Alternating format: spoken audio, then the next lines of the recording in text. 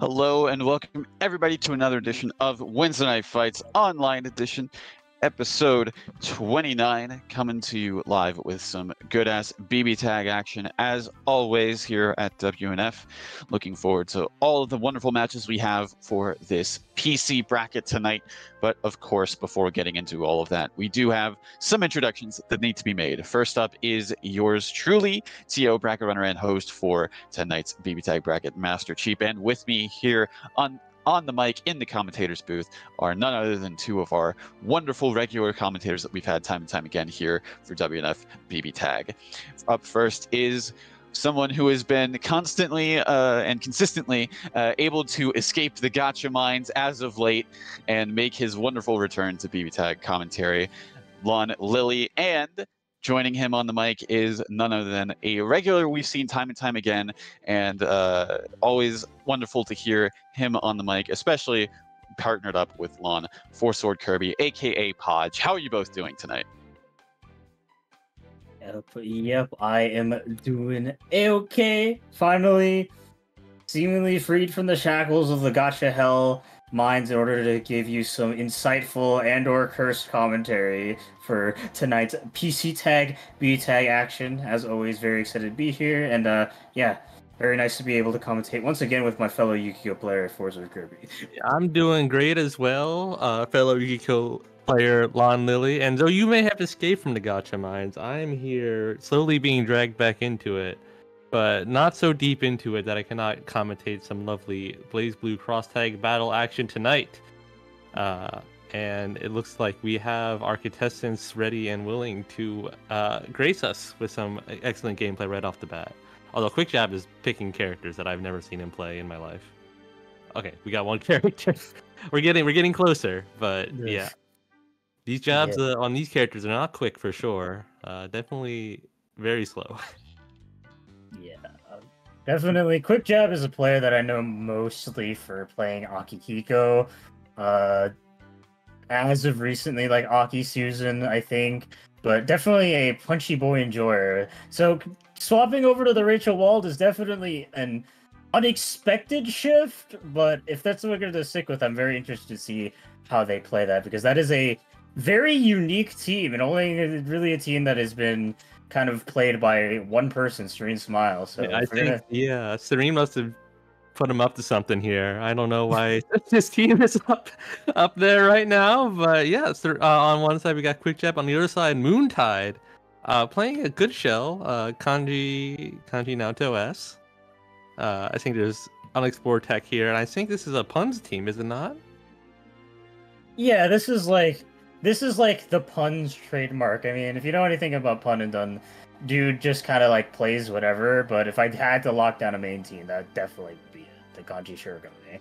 Yeah, it's the BBTAG Classic, Zoner plus Grappler, and we've got, it's tried and true again, and we were going to get both Zoners and both Grapplers ready, and never mind, I got completely trolled. Quick Jab is actually going to just jab quickly, as we want and expect from them. So yeah, let's get right into it.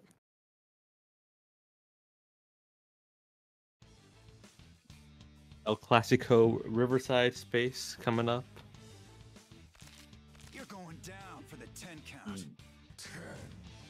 This will be over. Yeah, this is gonna be quite the explosive match for sure. I mean, one of the big benefits that Aki Susan does have is, I mean, it kills you, and it kills you really good. And Susanoo has been always a consistent facilitator of a lot of pressure and other people's offense, so yeah, definitely going to seem like a very explosive team. But starting off pretty well here for Moontide. Ooh, I thought they were going to beat Subvert there, but unfortunately not working out. Going to be ringing in the Shuriken against this very terrifying god. Moontide calling the best assist right now. Really good use of Kanji 4P to kind of build that wall. Kanji 5P counterput the assist, but it doesn't matter. Akihiko coming in, getting the resets, level 4 Cyclone. But that'll be all she wrote, man. Naoto Hirogane into the Shadow World right away. Could have maybe bursted out of the situation, but was not quite ready for the kill. Left here with the solo Kanji, only level 2 Resonance, sets up the Grand Viper. Nice block of the heart, a blockable there, but still, 2 full health characters to have to deal with. This is going to be really rough for Kanji, but a nice it's the counter poke sweep! But this is a neutral that Kanji is going to struggle with, I think. Especially with those 6P coming out, breaking the persona here. Unfortunately, dropping the combo, but goes into a sandwich. Ooh, could have potentially maybe sealed off the game right there. But yeah, Wu-Tang going to be popping the resonance here, calling out the jump out, but just got God pressed for their troubles. Grab the grappler. First game going over to Quick Jab. Yeah, good stuff from Quick Jab. Definitely said, Moontide, you got to win neutrals 3 times, but I only need to win it once and catch you sleeping. And did an excellent job just cleaning it up really quickly before Moontide could get anything going. I really like Moontide's slower pace of play. When he's down to solo Kanji, definitely you're not going to be winning anything, I think, trying to swing too hard with that character in that situation. But yeah, not going to work out as Definitely. we contemplate the adjustments to make. Yeah, definitely feel like between Moontide's characters, you definitely want the Shirogane out. I mean, I can't exactly say that Shiro does particularly well against Aki, but he can definitely, or she can definitely put quite a wall for Susanoo to have to get through, and just generally having access to those marks to make up the damage differential can be quite the game breaker. So definitely imagine they want to maintain their Shirogane as much as possible, but as always with her being 16k, it's going to be volatile. Just don't get Cyclone Floor grab reset and die. Alright, yeah, you can anti-air that too low. I can't stall near quite well either. Quick Jab going for just knockdown. And we get Kanji in there. Ooh. Okay, Quick Jab swapping into the Susanoo themselves, and a nice bait on the DP, going to be a good chunk of damage. Not as much as it could be due to the starter, but still going to be Quick Jab. Oh, surprise! Spent the meter. 7.5k Lon, I don't know what you're talking about. No damage? Look, it could have been more if he did a different starter. True.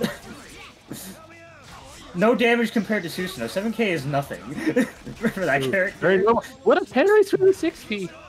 Fully invuln, so no punish on Moontide's side, and just goes. No one knows what side they're on. Yeah, bit of an unfortunate drop there, but going to be baiting out the DP, sniffing it out. Moonstide lived through the Shirogane, but has level 4 resonance. Shirogane definitely one of those characters you got to be careful about when it comes to the resonance, but if you're just going to be unblockable here, okay, no conversion. Definitely, I think you want to look for a moment where you can pop safely, start sending out those Hamons, and no. Yeah, with lower bars, that's all. I think that's gone for her. Doesn't even need the fourth one, I don't think so. Alright, yeah, Moontide, a bit too ambitious with those Kanji DPs. That move ain't anti-airing, no matter how big the person coming in is. Yeah. Like, definitely one of the, like, better, like, guard point DPs in the game, but it is a bit lacking in that verticality department. For sure.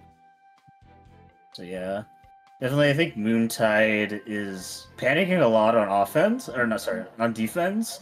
And Quick Jab has just been like, yeah, I know what you're going to do. I'm just going to play patiently, wait for stuff to happen. Don't do anything too bold. And yeah, his I mean, like I said earlier, Akisu's is going to murder you if you make like one mistake. So I feel like, you know, taking back in this situation, like calm down, just assess it more, and no panic DPs is going to help Moontide a lot, because I feel like when it gets to the neutral game, it's going relatively. Yeah, I don't think Moontide's got a chance to call a cross combo yet this game, and we're not going to be in a situation to do so right now. What a block on the sandwich! They're coming from both sides, man. You can't react. And clean anti-air, try to bait out a burst. Oh no! Oh my God! Reset City. Reset City!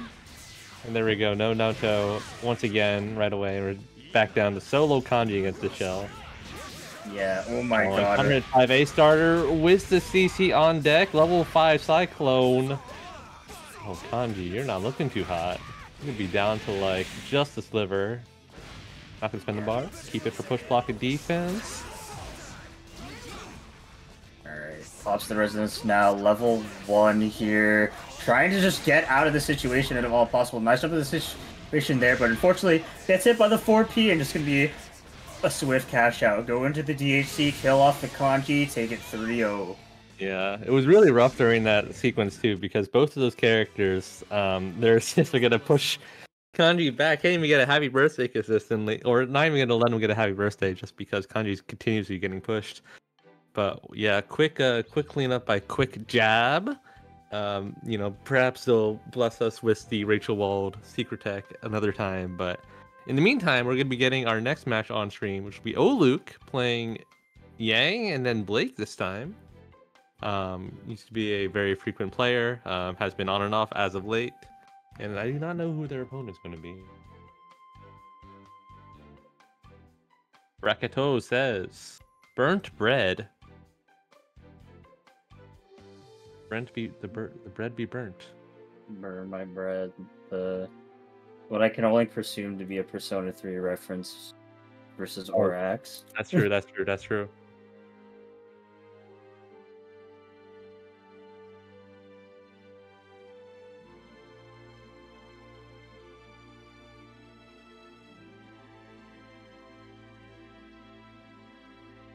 Yeah, so Burn My Bread against Orax, Luke. I believe I've seen this Aegis Aurier 2 weeks ago, correct? It's so Burn Bread did show up. yeah, the motes of recollection are coming to me. I think I've seen the shell before, so hopefully see something you know. Glad to see them come back in this PC bracket, and we'll see how they fare against Orax, who has been a well performer previously. I didn't even mention Orax's team. Yeah, Orax has been on the freaking Yang Blake, which is something has been popping out more recently. So I'm interested to see how much he develops with it. But regardless, going to be getting hit by the 5P here, but like armor shenanigans. Armor for sure. Yeah, going to reduce Aegis's defenses as she says. But they're both trying to navigate. Just you can't keep Yang. You can't. Yang's motivated, man. She's coming in. Doesn't matter how many bolts you put in her. Ooh, yeah. Cross combo. Just hit grab. Keep the burst safe. And don't even need to spend the ball.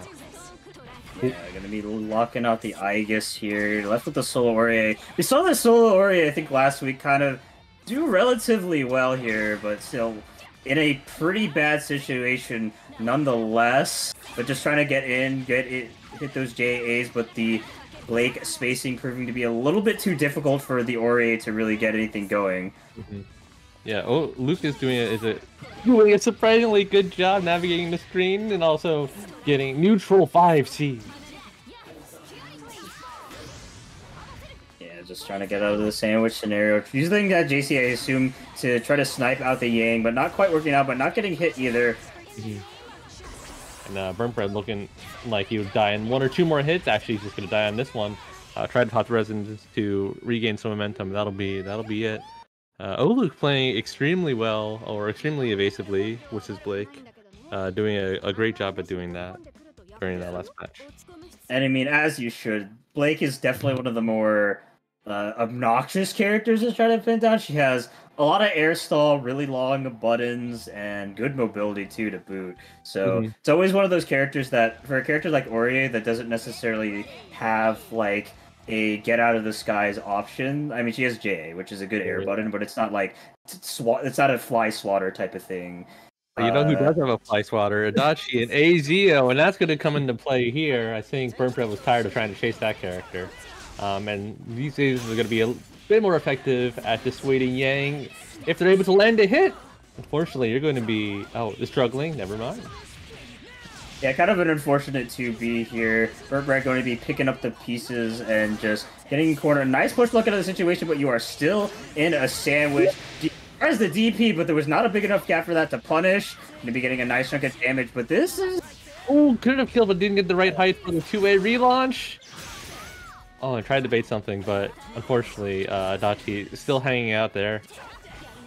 Yeah, will not be baiting the DP, but we're still back into the corner. Orax hasn't really gotten anything here. Oh, that kind of couldn't have been what he wanted. That's going to maybe prove to be a fatal mistake. No, Orax dropping the combo, but it will bait the burst. Keeping Adachi alive.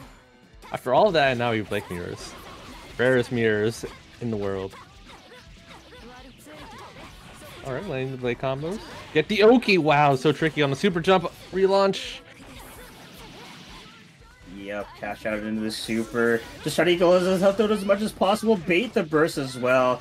Blake definitely can't do enough damage here to kill, but still, nonetheless, looking good here for Burnt Bread as they are slowly making a comeback. Oh no, Adachi dies, but if you can kill this Yang real fast, oh, man, this might be hard. I think there was an opportunity there, but they unfortunately dropped the combo. Nice match situation, base the burst, but not capitalizing it. Both of them coming from the skies here and going down with the, I don't know, like to call that a dive hit or something like that, but gets hit. I think, yeah. There we go. Wow. Yeah, once you were down to solo Blake, she's very good at running away. I don't know if she's great at catching a lot of characters. So that was, even though they had the massive life lead, it was going to be a bit of a struggle trying to force Orax into the corner at that point. Yeah. Definitely, Blake, while by no means has bad pressure, definitely kind of prefers being in the neutral game. That's where she's more comfortable with her long buttons. She can get a lot of pokes out, and kind of to her benefit too, if you're cognitive enough, you can get a lot of, like, you know, decent conversions here and there that can lead to hits. But yeah, I think in that mismatch scenario, it was a little bit difficult for them to just really stabilize. Yeah, but Burnt Bread, I think, played a lot better that game. We'll see if they can take advantage of this game. Oh man, that assist hangs out for so long, able to confirm with the cross combo and burst way too late. Yang able to safely come in, punish, and get the good old Yang Oki. And unfortunately, you're going to suffer in Blake weak hit.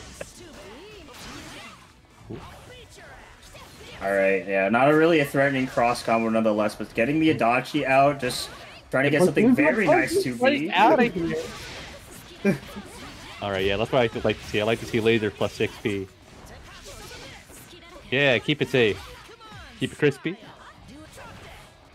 I'm kind of surprised Burnt Bread isn't going for like 6p AZO more, to be honest. It feels like that's kind of the theme for the brother. Ooh, nice active swap out, saving the Adachi actually. What tap on Blake? What a confirm on Blake! Freaking Orax. No burst ready available. Good. Spend the CC, I guess. Okay. You know what was burst safe? All perfectly calculated. Yes, just wanted the Adachi out. Ooh, sets up the sandwich here. Expecting the cross-up supers out, but panics. No, oh my god, Yang Xiaolong. The no mix-ups. And also the no hit confirm resets, proving undefeatable yet again, and Orax going out of there, taking the W 3-0. I really like Burnt Bread's adjustment. It's playing Adachi Blake. Gotta turn down those DPs, man. Those DPs gonna be the end of you. Yep. Yeah, definitely good stuff to both players. I think that's the first time I think I've ever seen a Blink mirror in my life. Absolutely, definitely on the not like, you know, zoner, not the most popular matchup you see in this game, especially the mirror. So congratulations to Orax. I think we're going on to our next match here, and we have lots of options, so we'll see what we get. Yep. Let's see. It's gonna be Weak Hondo versus Mobius Raven. Now that'll be an interesting matchup for sure, because Mobius Raven, probably the biggest tank enthusiast I've seen since like freaking I'm blanking on the Liz tank player's name. Eshi, yes. I was gonna say Oshi, but I was like, that doesn't sound right. That's an anime, man. You're right there. Yeah, Eshi no Ko, but not Eshi no Ko. Yeah, Mobius. Eshi was definitely a very big tank enthusiast. Mobius, I think, similar enthusiasm for the character. So we'll see how they do in this matchup. I do not think either of these characters enjoy playing against Heart Ino, though. Yeah, the thing about Tank is that his one very crippling weakness is his ability to deal with verticality and air movement a lot. And I mean, Heart Ino is kind of like the poster child for all that. She just flies in the air and just kind of like oppresses Tank, and he can't like in all honesty, he can't really do anything about that. That being said, has the Batista 4P to help him in the back, so the matchup shouldn't be too horrible. But like, if that Batista goes down and you're forced to fight the Heart, it's gonna be rough. I could snowball ball pretty quickly, but you know, Tank not completely helpless. Definitely once you get it down to Azrael, you know can run some fun stuff. Neutral's gonna be interesting to see how that goes. And we'll see where we get into it. I'd like to see maybe not Tank point in the scenario. You're definitely losing out there round start. Yeah, like definitely, like Tank is the star of the show and everything, but just with how like weak Kondo usually starts with hard, it's like I don't know if you want to start with like basically kind of start with like a race with only 1 foot. Basically, I feel like, and yeah, going to be great description, and thankfully we can switch our order before the game begins, and we'll get Batista on point. Yeah, I think Tank 4P. Tank actually is a decent assist kit in this scenario. 4P is very big and very good at swatting, very active, so it's hard for you to like kind of delay your homing to get around it. We'll see if that comes into play as we get into it. And already we're starting on the ground instead. Kondo getting the first hit. Ooh, good jump out. Oh, good navigation. No confirm, no pickup off that. That kicks out. Wow. I'm very surprised that Mobius Racing went for that twice in neutral, but it worked out. Definitely interesting decision to do against Heart, but Azrael going to be coming in here. The too slow to do anything about it. Good old -1 versus yes, the 6-frame button. You're going to be getting some loops here, ending with a DP, and it's now Azrael the corner with a nice DP. Let's see some pickups. Alright, cash out. Put Azrael full screen. I'm not sure I agree with the PHC here, but you know, you'll get that meter back quickly. It's not a meter hungry team. And well, the downside of that is that Kondo is only needs 2 meter to end you. Yeah, I'm a little bit surprised there was no burst there, to be honest. Yeah, Solo Tank coming in against the Heart, and we were talking about how bad this matchup is earlier, especially since Tank maybe could have survived that, but going to be trying to cook something here. Gets hit by the EX. Suddenly, Mobius Raven looking in a very tight spot. Yeah, gonna pop the Resonance right away, try to salvage something. Oh, and the classic, you're too scared of the parry, so you get anti-air grabbed instead. Definitely an interesting option for sure. Mobius, what are you doing? There's no damage! Oh yeah. You know what also is no damage? Dropping the combo here. Yeah, very valiantly trying to cash out.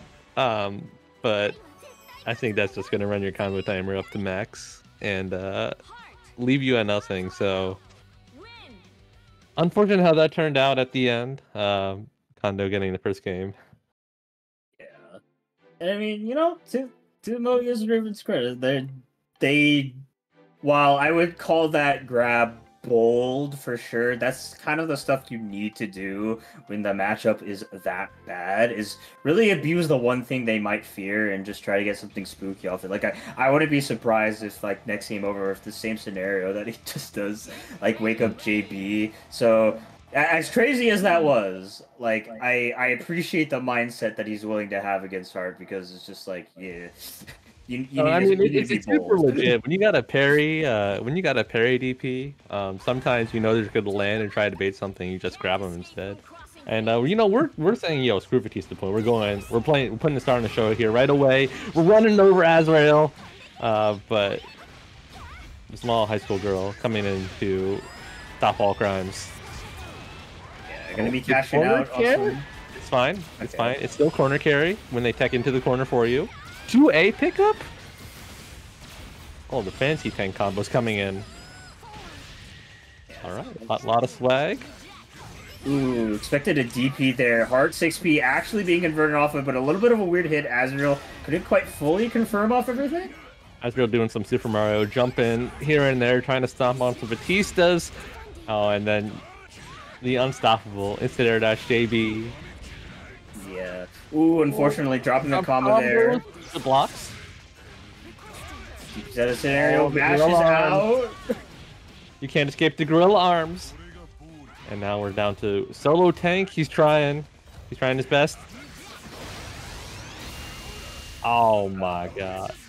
No punish though. We're just showing off.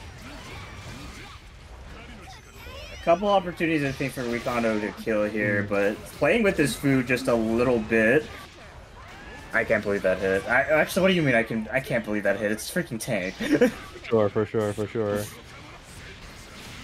Alright, I think Rikondo can clean it up now.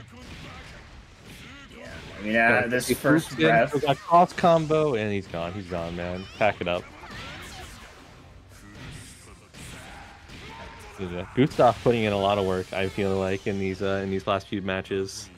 Definitely, every time Kondo gets push blocked out, you just call, "Yo, Gustav 6P." Now I'm back in. Now you gotta block this mix. Yeah, I mean that's kind of like bread and butter, like Azrael neutral for sure. And like even if your assist gets hits out, at worst you're like -1, and especially against Mobius Raven's characters that don't really have great counterplay against it. Yeah, definitely feeling that character swap and kind of agree with it. You're gonna be going in the Katsuki Yumi, which is a interesting team, but definitely a one that can create a lot of pressure scenarios. Maybe just trying to focus on like locking down Kondo and making sure he can't move, because this team is definitely very good if nothing with that. Definitely has the frame button to challenge the Gustav now, but you still gotta play the rest of the game. We'll see if we can get there. And already Heart I know is coming in, inflicting war crimes, taking plus frames. The apes are loose. Alright, ooh, try to go for a bold overhead there, but not quite working out, but still, I was gonna say still looking good, but gets grabbed. That's fine, that's fine. This one's actually gonna be little damage. Alright, switch to Yakatsuki, get different knockdown, don't cover the forward attack, and I'll take a grip of damage. Suddenly all that damage that Mobius Raven done is coming right back at him there. Amazing! Ooh. Oh no, happy birthday went too far in the 5B auto combo string. It's fine. Get your heart damage. Nice solid 9.5k, more importantly corner. Going to be actively spending the DNC for a little bit of damage, putting Heart in the red zone, gets the low here. Nice block on the same side, the safe on block. Yeah, getting a lot of hits here, but not quite believing in any of them. Yeah, the worst thing about using a DHC is you really definitely get worse Oki, and fortunately able to kind of carry it through. Wista right now, we're just going to cash out, hope for one more touch. Azrael DP. Azrael still has that DP. The question we've asked is the beginning of time, why does he have that DP? Yes, I'm going to be dying to a DP from the other side, but a nice counter hit confirmed. Not quite a kill here. Oh, tried to bait the bursts. Oh, yeah, the humor mash. When you play a 6-frame jab character. Oh my god, Raven making me hold my breath with his 4P combos. Yeah, I mean, no reason to really do that when, like, they could have called assist and just supered, or called assist and you know, cool. Yeah, showing off. Showing off. It might do more damage too. You don't know. I thought you know, Akatsuki 5B that string's pretty good for him. Yeah. But yeah, Mobius is able to take a game very well, very good, and we'll see how Wikano can adjust. Yeah, definitely like the Yumi swap is especially good, just because it gives him a lot of leeway in order to like mash out on a lot of like Azrael things. Because a lot. Sorry.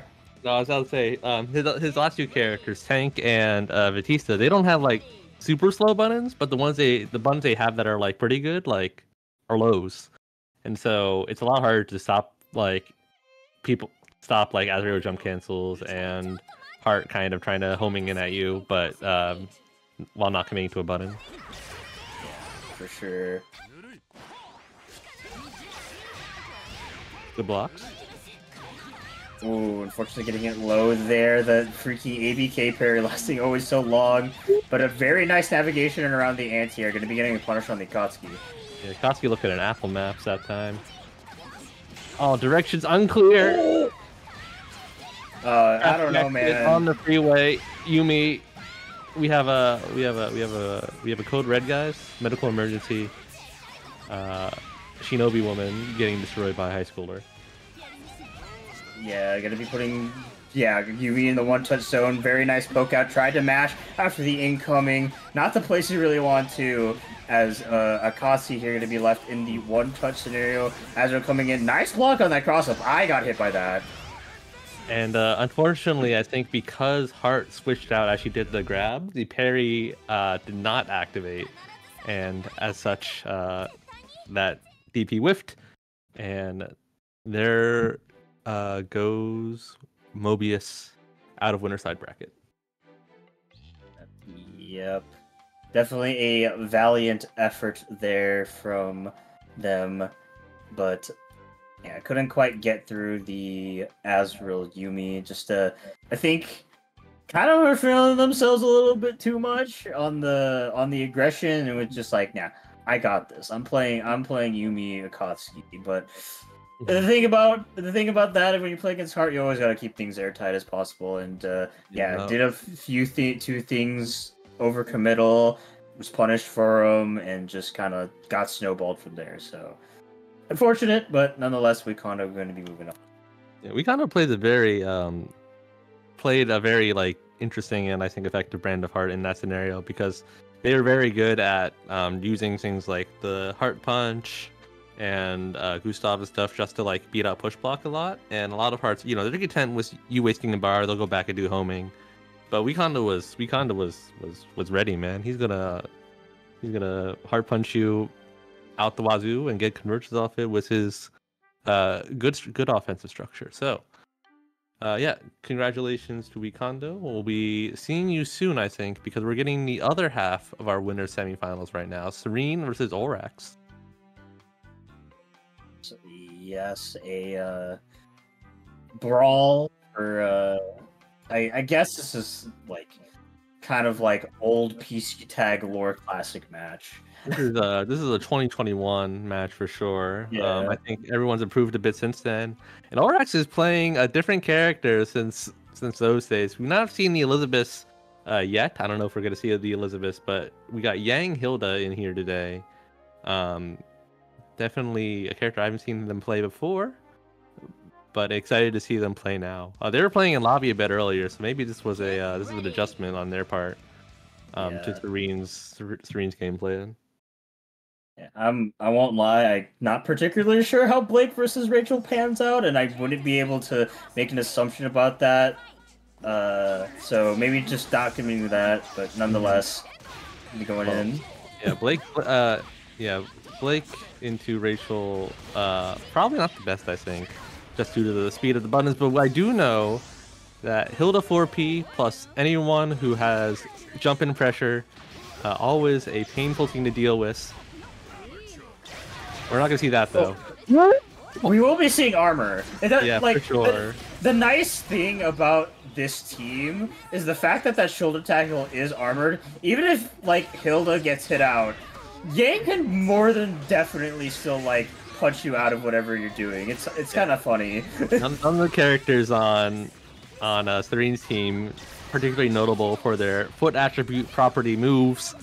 Rachel's got to commit a bit to get that sweep, as we saw there, trying to get something started, and instead is going to get gravity squeeze.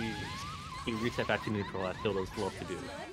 Yeah. Ooh, very nice backdash into the pressure. Both of them going to be returning to neutral. I mean, both these characters definitely like neutral menaces here, but going to be flying over, creating a sandwich, maybe expecting cross up here, but bringing it back into the wall side. Nope, it's a ritual. Frog, you can't DP the frog, baby. Funny Rachel. To be able to switch, no, doesn't even need a switch in time, keeps the pressure going. Oh no, throw bait. Areno. Dead Rachel Areno's got plenty of bar. Going to be a little greedy, and yeah, that hesitancy is what cost him, I think. Yeah, and Rachel is not the character you want to be left alive here, but Pasta Residence? Never mind. Maybe it was a bait. Maybe it was the plan the entire time. Maybe... Yeah, Luke definitely not ready for the cross combo to be there. Oh, and now you're in this situation. Yeah, this is down. Yeah, and that not killing off the Rachel. Yeah. Proving to be a fatal mistake here, as Oryx will be losing the first game. Very unfortunate. So you're stuck in the air and don't have the frames to dive kick away. You're just gonna get gripped and be not very happy. So, Serene clutching out the first game. Oryx, don't save that bar, man. Gotta spend it. Gotta be confident. Yeah. I was really surprised they decided to spend the EX instead of just doing DH and his super. Like, even if EX and his super would have killed, I want Rachel gone. Do not let that character live under any circumstances. Definitely don't let her play second, because if she's second, man, you know, yeah, Ice Storm's coming. Yeah. Alright. So we're already getting started. Gonna be able to keep the good old Hilda pressure going. Very nice burst out. One thing about Hilda pressure and CC is that for some reason 5BB like this corner sucks, so you can create a lot of sandwich scenarios, but like regardless here, gonna be getting comboed. Actually drops the combo, pops the Resonance, gonna be bursting into Hilda. I don't know why he's on the other side. I definitely understand why Serene got hit. Oh, and this is where you're really sad as a grappler. You see them whip a button and you're like, I don't know if that's gonna hit me. And because you don't know, you can't challenge. You're just stuck here. Look at that. Yeah. Okay, yeah, hits the Hilda here. Gonna be bringing in the Rachel. Actually brings in the Waldstein once more, but that George in the back just slowly walking forward. Neutral is mine. He's trying to kill. He actually kills him. I forget that move's not a projectile. It manages to land just in time, to get the jump in, escape the command grab. Serena having a bit of trouble in neutral right now. This is a dangerous switch. Yeah, especially with that DP going to be put in the corner against Waldstein. Yeah, raw tags out, saves the Yang, but at the very least, not dead. Bruh. Bruh. Hilda DP coming in the not clutch, moving forward just a little bit. And Serena not able to get. It was a reset. A freaking most American reset of my life. And unfortunately, Hilda going down there, immediately grabbing a situation. Not quite going to be a kill here on this Yang. Resonance still available. How many frames? You can't even Resonance. You're in blocks in the whole time. Yes. And there goes Luke. An unfortunate situation once more there, but yeah, the end of that match was like particularly chaotic to say the least. It was very much a scramble city, but as we know from Serene Smiles' play, that's kind of like the situations he wants to be in. His style of play I would describe as being a very chaotic Rachel. Kind of just puts projectiles on the screen, flies around, and makes it really hard for you to understand what's going. And that's kind of what happened, because like a lot of the things that Oryx got hit by, I got hit by. Serene definitely plays a very MODOK flavor for our Marvel players out there. Just sit there to top the screen, and when they run into things, hey, it's not your problem, it's probably their fault. And just like this. Where are you? I don't know. I'm off screen. Yeah, Yang already having half his life down, but that's all right. Actually, that's what you're looking for. You're trying to get the semblance, and now you're trying to tag out. Tags out successfully. We got to play neutral for a hot minute. Ooh, yeah. That's definitely gonna be It's definitely gonna be like a good tool to kind of just throw against the Rachel, especially with like how airborne she likes to be. That can definitely just kind of be like a fly swatter type of move. Alright, thinking we gotta get in, man. We've been sitting here for too long. Great job blocked by Serene. Oh, can't block everything though, and not able to recover in time to block the Waldstein. It's so scary for Yang. Yeah, get her out of there. And then you got to deal with the quarterback with lying behind. Ooh. DP out of the situation, snipes out the Rachel if we can get anything, and this is a. And we're gonna just start some bullying here, but good navigation for Serene Smile, jumping over the laser, blocking everything, getting that corner position back, but dropping another combo. Or was it intentional? I can't tell.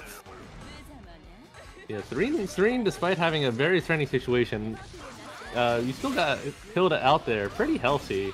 So Luke doing a good job managing the health this time. This is definitely, oh, the health is going away real fast now. Yeah, and this game has gone on for so long. Reached Rampage time, which is most certainly in the benefit of Serene Smile here. Going to be able to more aggressively throw out Rachel EX projectiles here, but not before getting that grab bait here. This is a 5 bars on deck, but I think, yeah. Yeah, catch out this time. We're learning from last time. Not going to waste time. Unfortunately, still not going to be able to kill. And DP 6P coming in clutch. The raid box is here. Yeah, brings in the Hilda. Very much like here, but Serene is just not activating the attack patterns. I mean, to be fair, Hilda does have a full screen auto track super that can actually punish that. Yeah, see, or that was even a super. That was just the EX that time. But yeah. The downside is that Hilda can only do it when on the ground. So the minute you hop in the air, that is no longer in your cards. But I was saying, like, definitely noticing that he's playing on the ground a lot more, but nonetheless getting hit by the overhead here. Has enough meter to cash out of the kill, but it drops! Oh, what? No Serene putting. did not think Serene thought they got the ground version, so they wouldn't be, like, super plus. But they got the air version instead, and the greedy throw whiffing, and Rachel getting blasted. Yeah, that was the end of the game for sure. Definitely thought Serene Small had that, but that crucial drop proving pretty painful. Yeah. Yeah. Get ready. But good job. But yeah, Luke definitely kept his head in the game that time, making sure to not throw away the character's health bars like Semblance Yang super quickly. We're blessed with a game 5. Yeah, just, right just into all grab her. closing mitts is how we began. Ooh, yeah, tried to do the 2B there, probably expecting a air jump or something like that, but just gonna be going over to the other side of the screen, not limiting the pressure. Luke doing a great job ignoring neutral with the armor moves of Yang. Oh, we're back here. Orax looking a lot better, I think, in this game. Like, able to just kind of, like, run some very ruthless aggression here. Wildstein in the red zone. Probably one-touch situation. Instead, we're not going to be able to pick up in time. We're down to this. Oh, no. Ooh. Never mind. Yeah. As we said, right? If you're such a big grappler, even when you think you can punish, you're just a little bit too slow and recognizing. Ooh, very nice there for Serene Smile. Saw that Orax was kind of standing on the floor, trying to threaten out, like, a super, and just going to be killing off her with just one hit. 9k for a lot of bars, and the animals coming in. So much chip available. Where is she going? Nobody knows. Unluckily for Serene, was not able to seal the deal. We're going to have Semblance Yang with Resonance in the back. Oh, the hits on looking high. The 4A looking good. But the Astro looking on deck. Ooh, DP straight out. Very nice grab there. Maybe could have killed if they were more confident with their button presses. The projectiles coming, but nonetheless, equalizing the life totals a little bit. Trying to chase down the Rachel. Tries to mash out, but not one working more out. interaction here for sure. Hard hitting missiles in the back. You can't jump. Nice tech there. Armors through everything. They are playing neutral for sure, but a nice conversion there for Serene Smile. Able to pick up the pieces a little bit and take the set 3-1. Yeah. Yeah. Good showing by Luke. Definitely very. At the very end, I really like the uses of the JB and 5e just to try to get through the Rachel wall as best as possible. But Green remembered Tempest Dahlia very strong in resonance, and a cascade of like 3 supers, ending Orax's run there, winner's run at least. So 3 moving on, and who are we getting next? I think Yosoro versus Wikondo. Okay, Yosoro. Yeah, Yosoro playing Bancho plus, I guess just Adachi. He's got no cool name to him. We got a cop here to stop the traffic crimes of Hard I Know, is how we'll interpret that. Wikondo, definitely. Well, I mean, I was gonna say playing a team that does well against Adachi, but there will be no Adachi going to be playing Yang Hyde. Mm-hmm. I mean, this is not a team that Yosoro is unfamiliar with playing with, so I'm curious to see how this goes. I don't know. I feel like Hyde, definitely a little bit committal on his buttons. Might be hard to stop Heart, but he'd be very, very big. So as long as you make him block that, you might be okay. Yeah. Definitely, like, I think Yosoro is just like, okay, you does well against Heart, but I ain't playing Adachi into it, so... Absolutely not. Instead, we're going to get, I think, JBs in our future, 5Es in our future. I love armor. This is our 3rd Yang, and always good to see more fireworks coming through. Can't escape from crossing fate. Fight. Let's go. Already getting started. Oh Already my god. EPs. Yeah, unfortunately no meter to do any funny 11k things, but still, nonetheless, going to be maintaining the pressure. Unfortunate burst interaction there, but Yosoro doing a very nice match on the 2B. Mm-hmm. And we got these. And Hyde trying to play on the sporties against this ape. And is going to get put into a corner looking for his troubles. The no mix-up. Yeah, the 5C baby going to be going in with this sandwich scenario here. Very nice grab, but not beating the burst, but Wikondo getting hit. On the assist. Oh no. Whip a button, die. Says Azrael 6P. Ooh, no, I don't think that's going to kill. Yeah, maybe if they did a bit of an air sequence there, that could have, but going to be leaving Yang with a sliver of life. Got to be careful about how you call her now. Yeah, luckily for Yosoro, there's no meter on Wikondo's side. Spread a kill, and instead that will be the end for Wikondo's character. DC and just a switch. Okay, I respect it. Make sure you get the elastics of damage. Ooh. Yeah, unfortunately got hit overhead there, I feel that. Empty And, jump low. Hitting low as well. Yeah, that's pretty hard to punish for some characters. Kondo whipping buttons, looking like Street Fighter 4. And we're gonna milk out the rest of his resonance, I think. Yeah, not a hugely successful resonance, but still gonna get some things. Nice conversion there, nice stabilization, and going to be getting the kill here on Wikondo. Yeah, excellent just recognition on the JB at the end, and able to tap Heart down to earth and finish her off.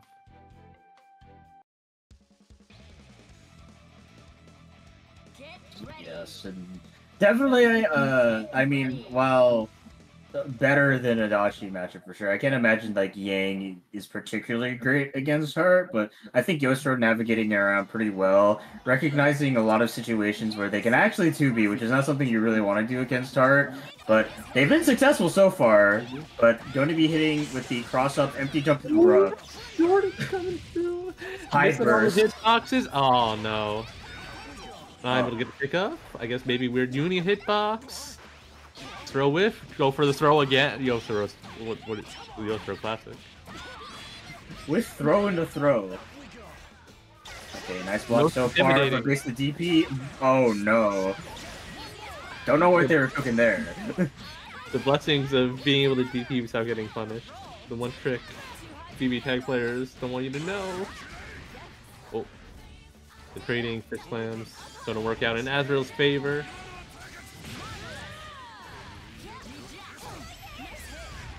Ooh, nice block on the 5C. No punish? I don't know if you can punish as DP. Or not DP. 5C. That's one of the safe ones. Okay. I didn't know. Ooh, tried to mash something, but it was a bit too slow there. I'm gonna be catching out some damage. Yeah, burst out, recognizing that the super would have killed. Keep the Yang in the semblance. Get tied up. Got one touch left. Okay, Gyre Vortex is trying to avoid enemy teleportation issues. Is that okay? I was a little worried there for a second. Azrael looking smooth. Unfortunately, you did not stop this from happening, except you can stop it after the fact. And there goes Yang Chelong. The 1-1.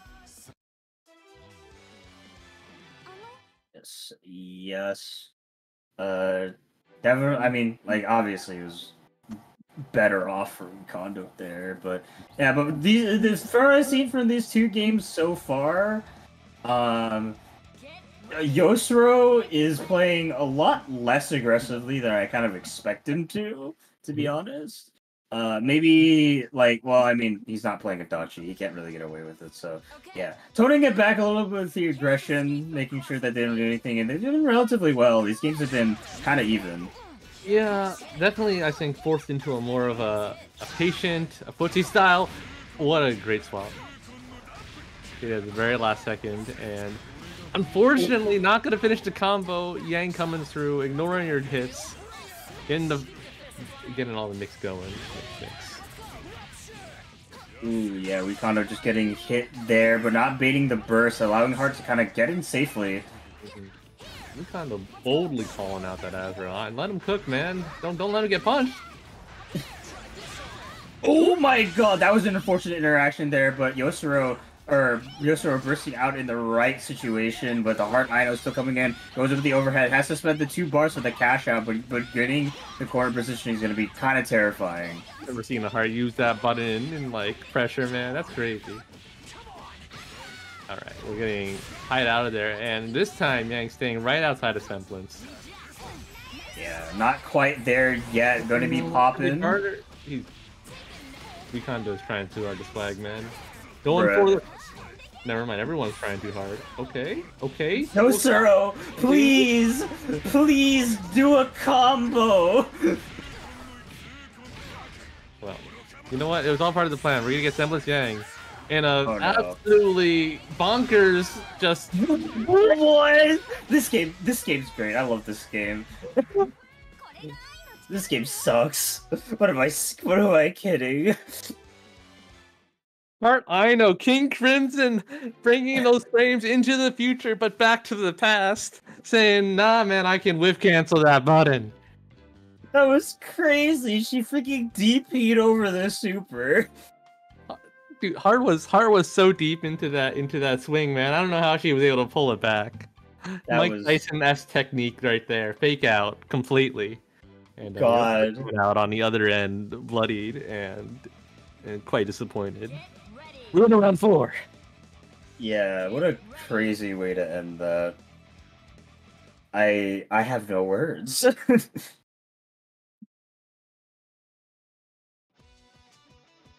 All right, well, you know, sometimes the fists fly and, you know, they fly in your favor.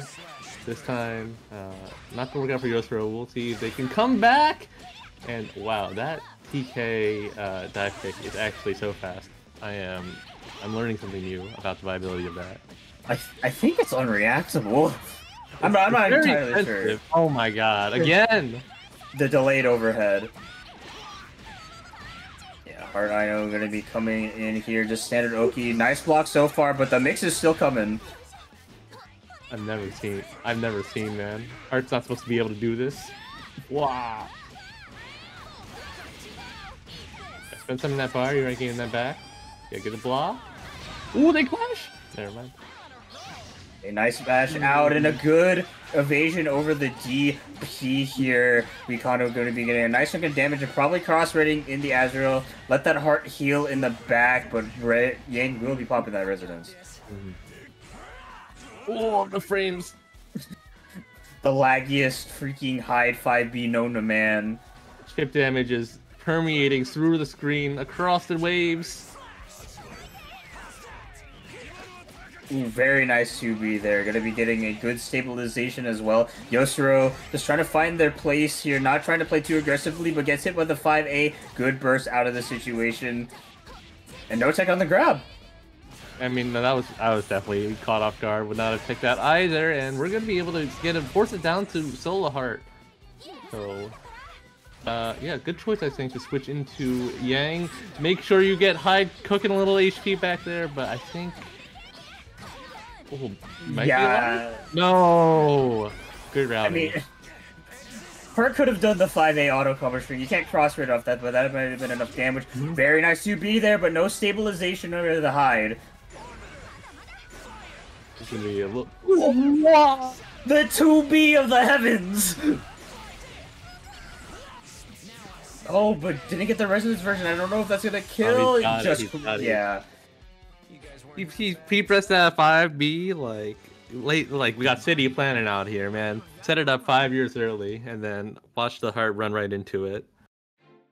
Amazing, just neutral sense by Yosuro, nailing that last anti-air for the kill. Yeah. We're in game 5.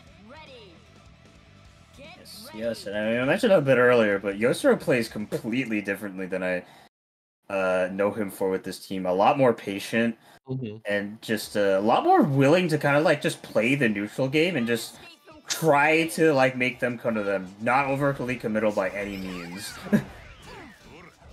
I think his anti-air game is very good. His willingness to DP is also, I think, pretty crazy, and it's also pretty crazy how he doesn't just die instantly for it. But yeah, we kind of been forced to spend a lot of bar on defense and just mix up, so working out in his favor until then. That was gonna be a lot of damage even without any bar. Well, we don't have to draw the resource. You don't have to listen to me, man. Yeah, good mash out there. Yeah, freaking Yosuro just been on a roll this game. Might be threatening to kill here on this heart. Yeah. Come on, get her out of there. They can play solo Azrael. Quite the life deficit to run back here. Yeah. I mean, Azrael can definitely equalize that, but not when you're getting hit here. Especially when Resonance is going to run out. It's going to be a lot harder to get those meaningful confirms. I think that's gone. No, didn't quite build enough for the CC. Gonna be close though. Yeah.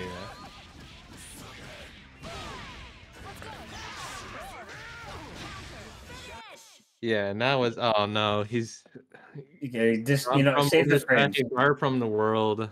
There goes Wekondo out from the lobby. Yep, and Yosuro are going to be taking it 3-2 with the Yang High. Yeah, up there to winners finals they go. And I think now is time for our great diversion into losers bracket. Yes, our winners finals has been locked out. Yosuro versus Serene Smile, definitely a classic match for like rollback era WNF for sure. But what grand finals will be, we'll have to see. As yeah, we got quite a bit of loser side to go through. Yeah, definitely going to see some new faces as well. We got Moontide, which we saw before, played a very, I think, good breed of Naoto Kanji, but coming up against the Pixel Traveler, who is completely new to me and playing a team comp I've never seen before. Adachi Teddy? Yeah. The fact that we see a Teddy at all is surprising. There are like three Teddy players in the entire world I can name off my head. So being able to see a fourth one here is definitely interesting. Teddy's one of those characters that like is very flexible on how you play him. So a lot of players of him playing completely different ways So seeing someone new, very interesting to see how they apply the character, especially with Adachi. Yeah, I think this kid is criminally underrated, especially his assists. That 5P could carry the character by itself, I think. Yeah. And I think players Adachi, you got a solid shell right there. Just laser, call 5P, and then it's your turn. And you can't We'll see. Yeah. you can't go wrong with Adachi most of the time. No, I think he's. I mean, he is the top tier. Definitely has a lot of can plug a lot of holes in a lot of places. Yeah. I don't know what the synergy is with Teddy besides a good lockdown 5P. Definitely, people are trying to chase you a lot of the time, so 6P can be useful there as well. We'll see how they deal with Moontide's Naoto Kanji if we get them in here. So Yeah. If I had to guess how this team plays, I imagine that BZO, well, I mean, obviously going to be used for the classic BZO shenanigans things, but in terms of flexibility, I think BZO is also going to be an opportunity for Teddy to kind of like cycle through his items, get to the really nasty things like the buckets or the barrel, something like that, and really just kind of like use that opportunity to stall up for time just so we can get those things out, which can be very nice. And of course, it's BZO. You're going to be there for like 100 years. So Teddy does have some pretty good mix. So it's definitely going to be use for that. So I definitely see the vision of the team. But like I said earlier, you can force them into things like the curry too, because they're going to be stuck in the block stun. You can just push them. And that curry does, not only does it grip damage, it also steals meter. So, Moontide not picking the counterfeit character, Mai, who will regain stuff from that. Let's see how they do with what's this? We got a Persona Showdown. Yeah, sure. Got the classic music too. They know. Alright, we're gonna get into this Persona 4 Arena Tag battle here. This game 1 versus Moontide versus the Pixel Triad. Or Traveler, not Triad. Oh, the Pixel Triad sounds. Well, I mean, Adachi would run a Triad, man. He's got crime in his middle name. Yeah. Yeah, already. Oh, what a getting the 5P Zeo stuff set up. Alright. Yeah. Alright. I like Moontide's gumption here, but it's just not working out. He's just falling into everything. Could be alive for this. Ooh, got hit by the missile there and just gonna be eating that B-Zeo combo. Let's hear it with the Solar Shirogane, but in a sandwich scenario. These Bear Screws putting in a lot of work. The swing's going, they're swinging. But unfortunately, you gotta mark Teddy. A little bit surprised about that meter spending, not gonna lie. Yeah, only resonance once. You weren't gonna be getting a second bar to kill, even if you hit them, I think, super easily. So, yeah, that's just the unfortunate thing. When you're stuck at resonance level 1, no matter how good your resonance character is, it do be a bit of a struggle with the meter management. Yeah. And from what I saw of that match, definitely Pixel Traveler playing in a way that like I kind of expected, just backing off with the Adachi, just setting up the Teddy assist in order to just kind of like get him in or just stall for time, something like that. Definitely a more defensive oriented team for sure, but like yeah, we'll have to see what more they bring to the table. I definitely think they're actually oscillating between Missile and Bear Screw a lot, because you're always expecting Bear Screw, right? It's frame 7, it's fast. You take that opportunity to sound on Missile instead, and you steal some more frames when maybe you don't deserve to. Just like there, we're gonna steal a hit, get a solid low, try to bait out a burst, and we're stuck here again. Somebody missed. Amazing. Yeah.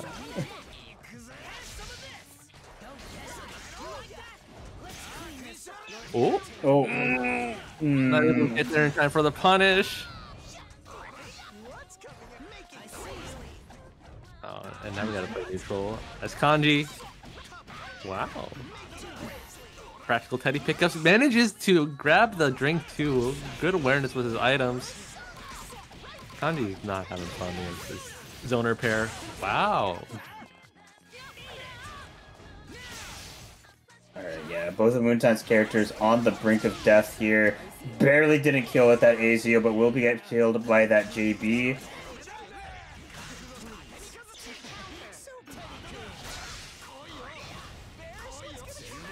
I feel like this is a tale as old as time. Kanji struggling in a 2v1 situation. Oh!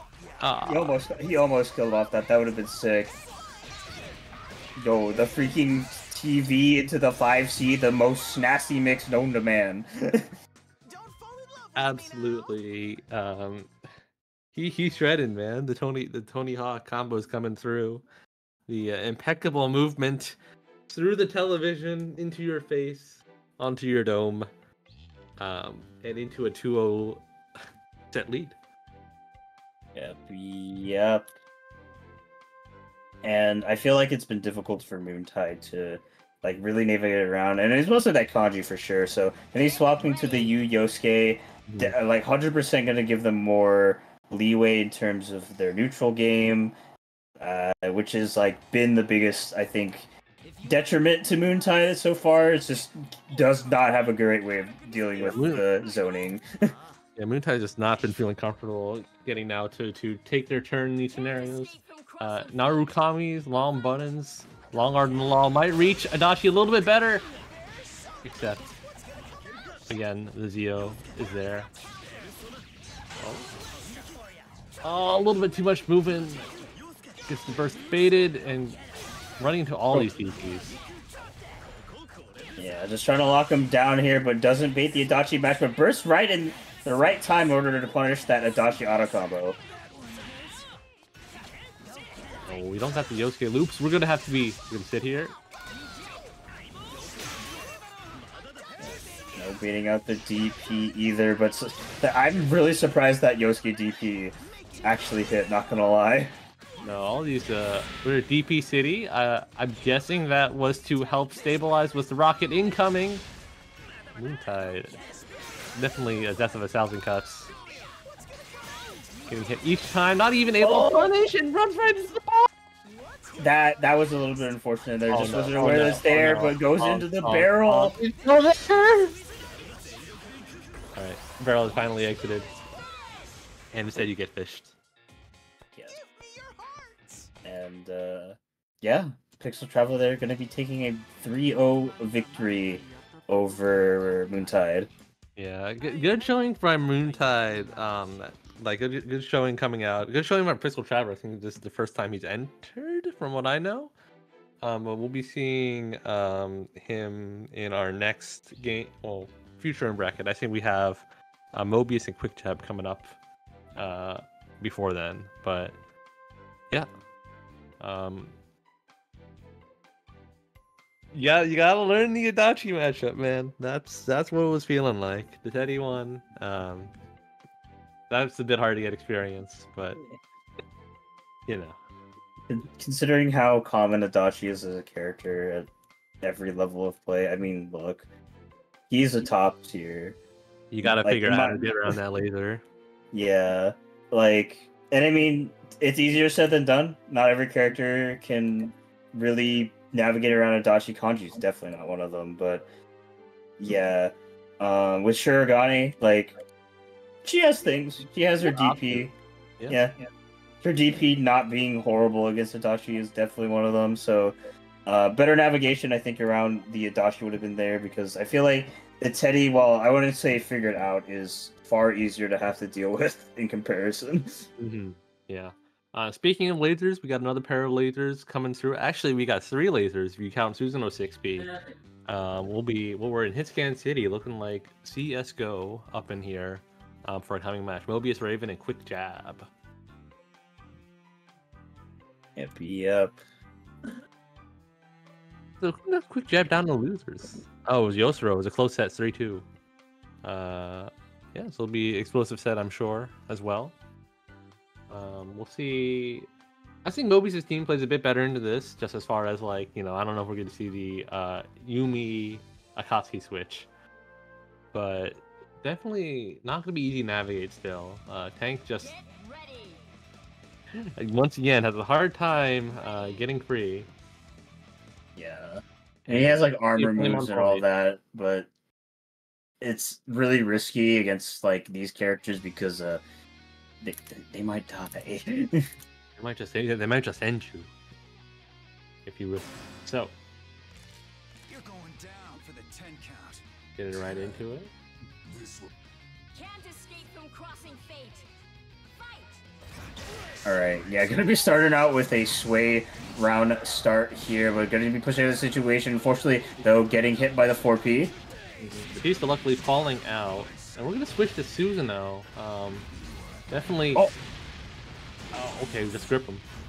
Yeah, just going in with the God Press, but a good cross up here. Mobius Raven going to be able to maintain the corner. Oh, that was an unfortunate burst. Yeah, no. Luckily for Mobius, did not end up corner, so we're going to be back at mid-screen. Definitely a better place to belong. Again, with a good jab out of that, just gonna cash out. Doesn't want to deal with, bursts or any other scenarios. 2 on those JB cross-ups. Trying again. What good air-to-air, getting counter hit, and put him back full screen. For a cross under mix-up, okay. These are very interesting combo routes, I have to say.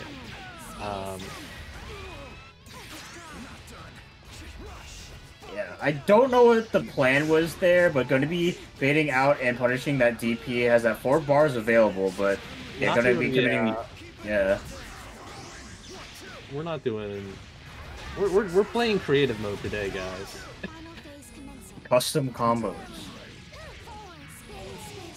Yeah, Alright. sure. Setting up a jam. Gonna, I guess. Oh, what? Oh no, drops the combo there. Susanoo living at a pixel.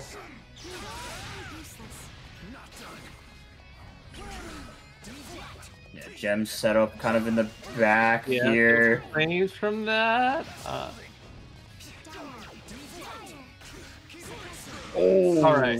Oh my God. This feels like a game where people have a game plan. We're not going to be getting that game plan before we die from 10,000 individual cuts, and just like that, there goes Mobius. Yeah, definitely a creative mode set for sure. Yeah. Just you got scrambles all around, and a little bit of a. We're all in these weird situations with our resources and screen positioning that we're not going to get the combos that BBTAG is famous for. So definitely a bit of a scrappy set. Yeah. Which I I think definitely. Sorry. Go ahead. I was gonna say it worked a little bit more in Mobius' favor. We'll see if we can keep that energy up for the next one, but Yeah. I don't know. Sometimes you get the kill. That's all I'm saying. I was gonna mention there's definitely a lot of missed opportunities there in that game. So gotta resets are good and all, but if you got that opportunity to kill, you gotta go for it. You gotta do it right now because you got both characters in there. Tank in the corner, able to get big damage off the laser. All right. Take your touch. Dashes to get catch the jump start up. Oh, this is what you want to see. Abare, Tank Abare. He simply does not care. Ooh, I don't know what they were cooking there. I think that was too much, man. Yeah, that was a bit too much of a pop up there. Oh, okay, blocks the 214B there. And suddenly this is not good for Mobius Raven as their tank will be going down. Absolutely. Do not be trying too much funny stuff if you can help it. Even if it is pretty funny.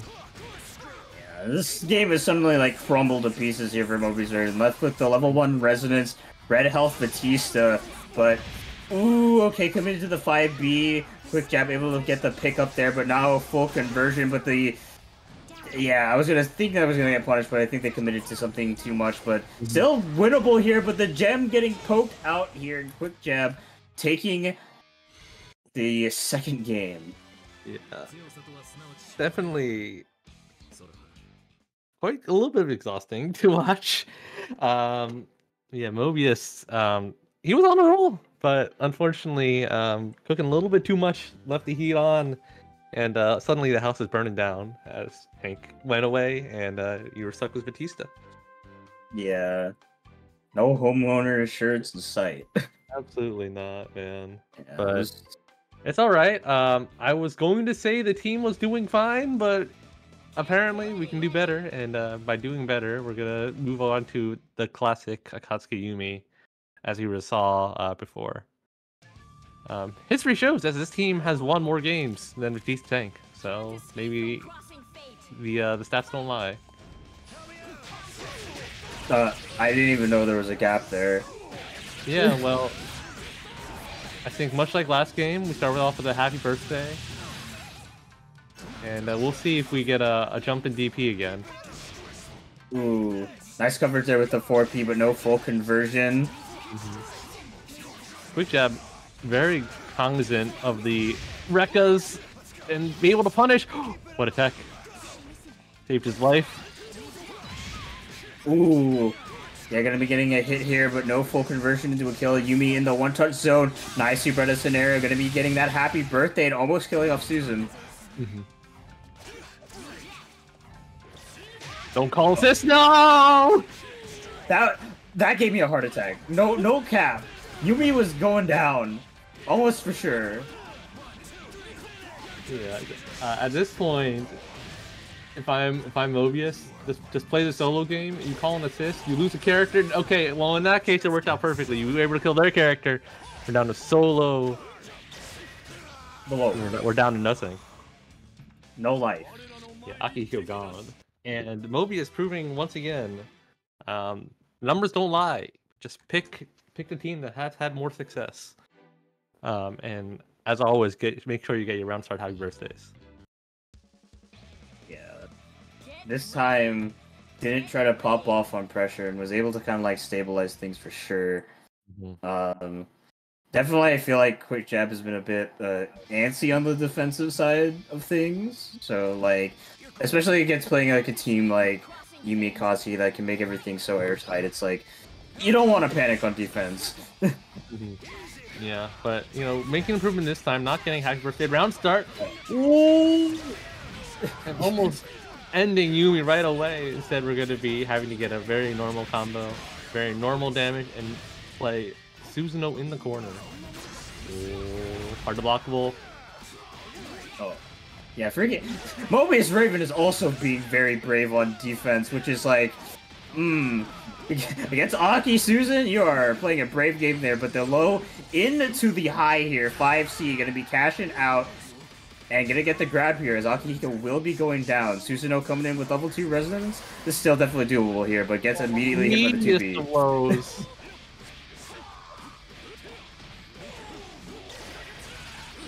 Alright, yeah, waste out that cross combo time, or waste out the resonance time. Got a long ass assist in here, long ass supers. Oh. Susanoo doesn't need that meter to do damage, but definitely helps. Oh, the 5Cs!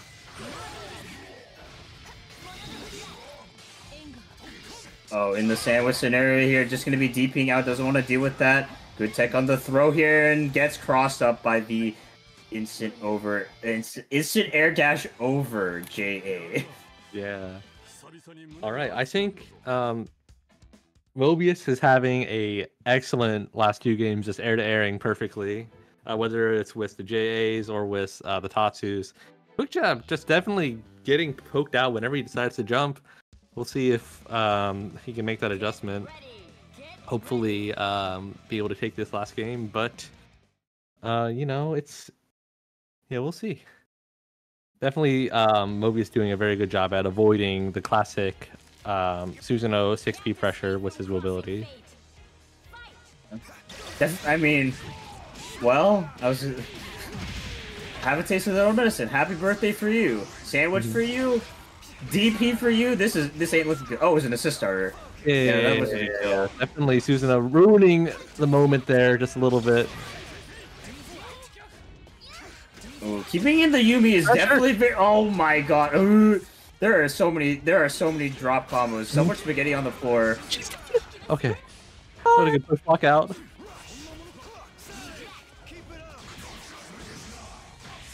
Oh, here we go. This is what the chat wants to see.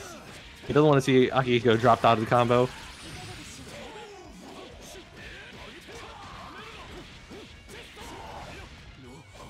Alright, good luck on the cross. I'm just gonna be DPing out of the situation. Bruh! And those every air interaction. We're gonna blue beat too. We're gonna say, yeah, man, I don't know what's happening here. Kill Susanoo. I'll play solo Akihiko.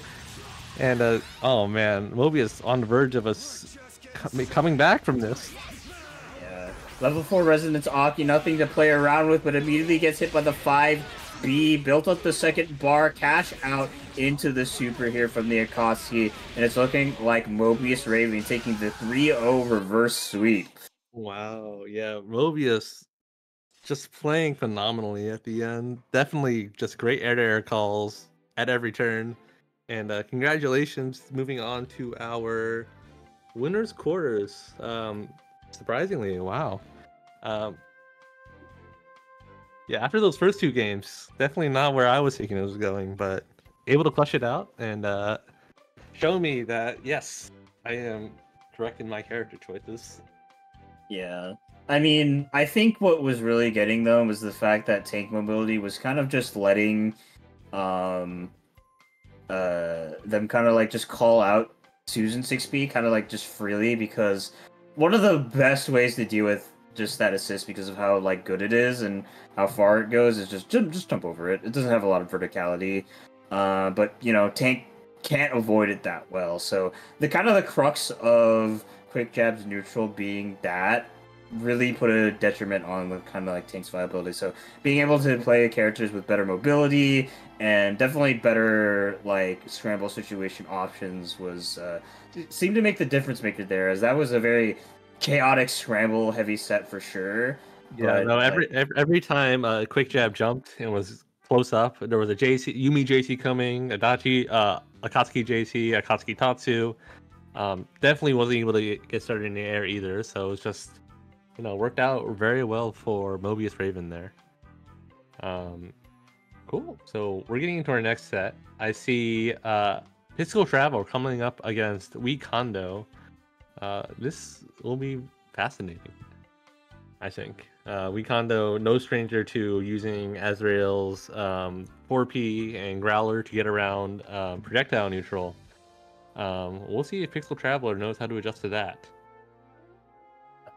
This is definitely going to be a rough time, as one of Teddy's safe spaces is like kind of the top side of the screen. That's where a lot of Teddy players kind of like to set up and just throw items. Not a lot of characters can contest them. Heart is one of those exceptions, so that like kind of avenue for playing neutral is going to be significantly harder to play, and not to mention that the fact that like Heart kind of eats Tadashi alive, and the fact that Teddy doesn't really have a good anti-air assist is gonna make playing as the Heart very much a pain. But I mean, at the end of the day, it's Tadashi. You can get those Bizio setups. It doesn't matter what the counterplay is.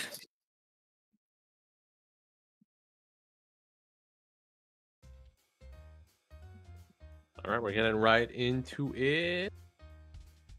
I'm tired of this. It's your case now. Kuma Kuma Circus coming in for the clown show about to come out. Can't escape from crossing fate. And the animals are let loose. Already, we're starting off. Weak Kondo putting in the aggression. And already great navigation around the Azrael 4P. Unfortunately, not having the best ways of contesting homing. We just trade it out. Just trade it out.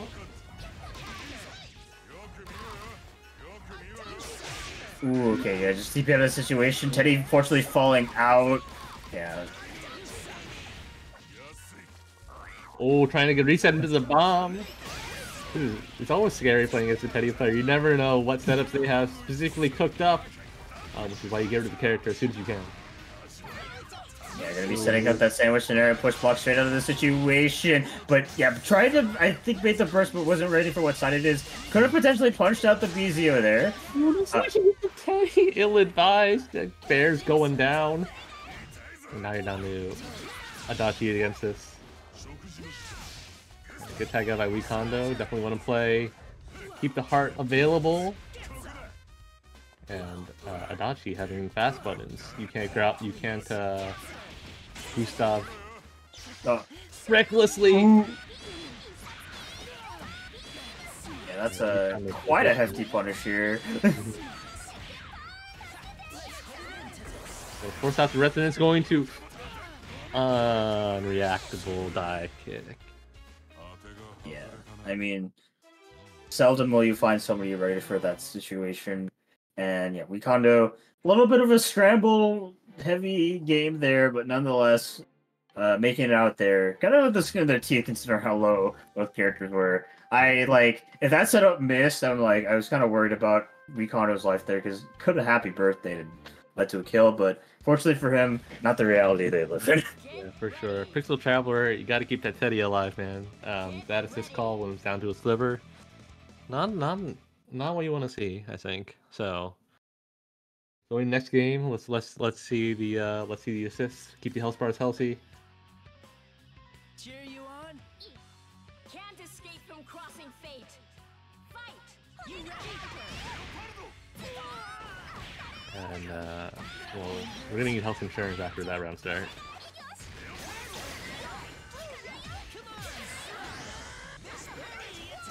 Unfortunately, messing up the sandwich there, but nonetheless getting a BZO go in with the overhead too, but he can't keep it all burst safe.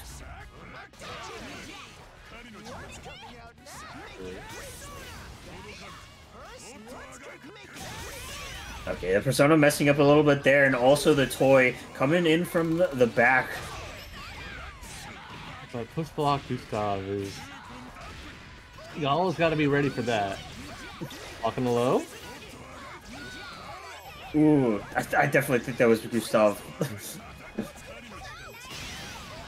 Okay, yeah, just trying to move forward, avoid all of Teddy's projectiles here, but can't quite jump out of the command grab. Yeah, I think extremely excellent neutral navigation and setups by Pixel Traveler. And he's rewarded for it by having a lot of red life available. Definitely very even. Get the mandala set up. That was a sick combo there, but the burst coming out kind of late. Definitely, I think Pixel Traveler is getting super ready to super there. And bursting right before. Oh yeah, get the EX Bear Screw not able to pick up was the Adachi 6P. Okay. Yeah, just trying to get around this Adachi as well as possible while navigating around the Teddy. Both players on kind of the brink of death here, not ready to kill off the Adachi there with that JB hit. So I think Pixel Power looking now, not getting counter hit in all these situations. This is not a good situation at all. Oh no, and Teddy's gone. Alright. Excellent navigation of the neutral, and excellent, kind of setting up of the obstacle course by Wikondo and Pixel Traveler, respectively. But, yeah, Wikondo coming out on top from all that. Yep, yep. And, it's been, like I said earlier, very scramble heavy. I don't think either player got really, one good solid hit that led into a lot of Oki. But I think as a result of kind of Wikondo maybe not being ready for a lot of these Teddy items being placed out, is they're getting they're getting hit by a lot of stray projectiles as well as Adachi things. So I think if they can kind of just play around that a bit more and be a bit more cognizant of toys like that, definitely gonna work out more. But Pixel Traveler going to be starting off strong here. Yeah, the mental stack getting overloaded for sure with just the number of things going out of there. Oh, but unluckily for Pixel Traveler, a clean hit from Hard is going to put Adachi in the safe jump zone. And good time for a burst. Oh no, he donating the Coca-Cola to Hard I know. Definitely not in the cards. But manages to... Wow. He lemonade out of lemons and starting to get the train right. That's 10k. Very nice started. combo. Did that punish Growler? Or not Growler, Gustav. Wait, what, I forget. Growler. Okay. They both start with G, okay, I forgot. No, I concur, I concur. Unfortunately, yeah, even though he did a great job, definitely the BZO giving with interacted perfectly by Wekondo, and now we're stuck to Teddy here. Ooh, good DP. Did not want to deal with that sandwich at all. Ooh, good conversion too. That is burst safe. Yeah, It can't burst there. Counter hit with this might be a dead Azrael. Never mind. I thought we'd do 6k. That super sucks. Oh my god, was a bit too early there on the grab to be mashing out. Wekondo not popping the resonance just yet, but will after that DP. He's so close to buckets. I think he's just going to start farming for it.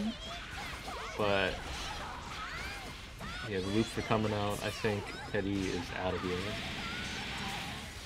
Yeah, just barely. 11k combo in order to seal out the deal.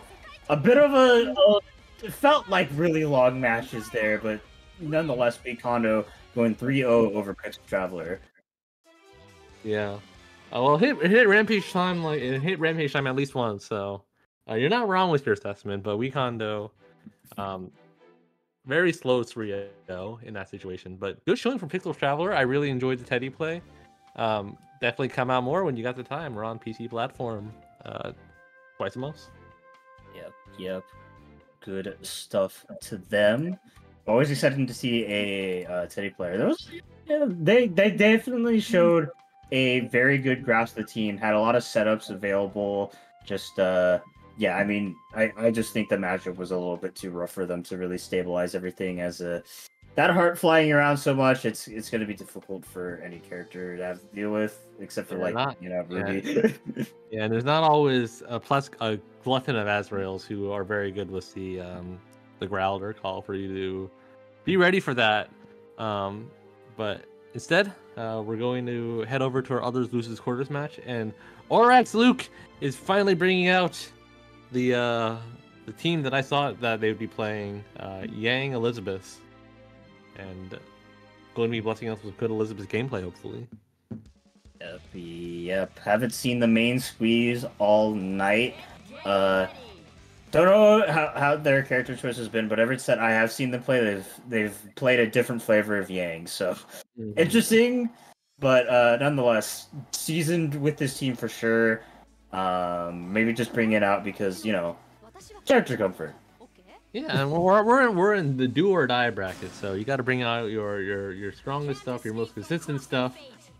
And I say that as Mobius goes back to playing the piece of tank, so maybe this works out. I think this is a little bit better matchup than what we've seen before. We'll see if we can reverse the record. Ooh, very patient there from Orax, and getting the fuzzy tank only combos. Oh, I'm guessing you can do that, Tager. Just call people combos, man.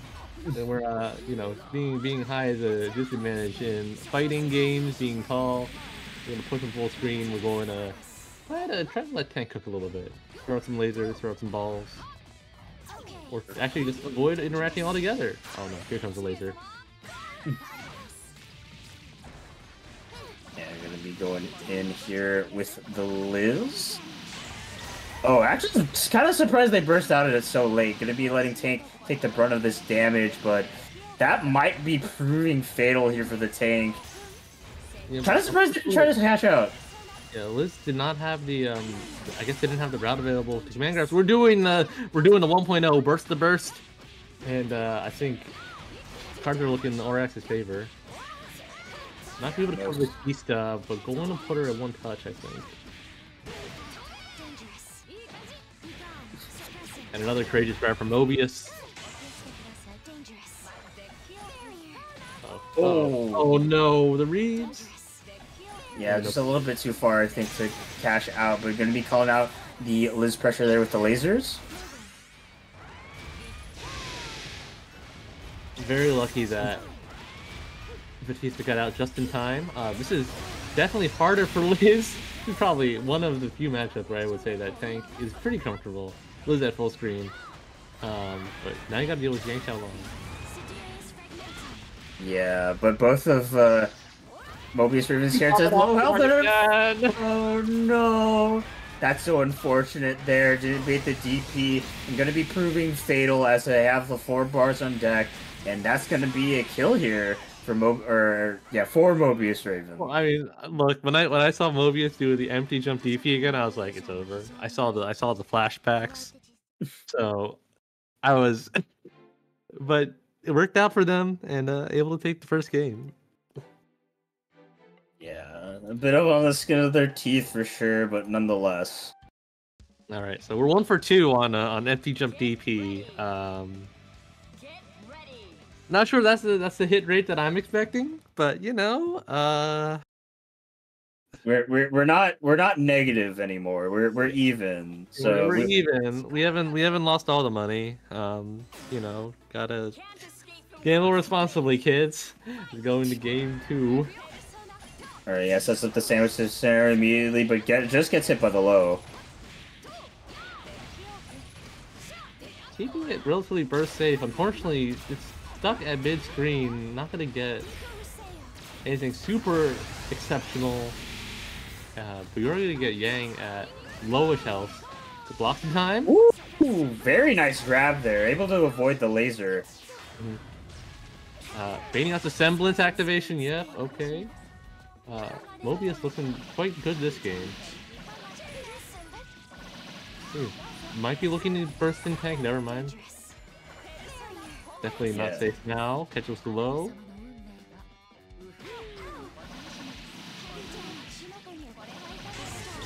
Yeah, might have died from that combo. First thing, I was going to try and let tank some of this.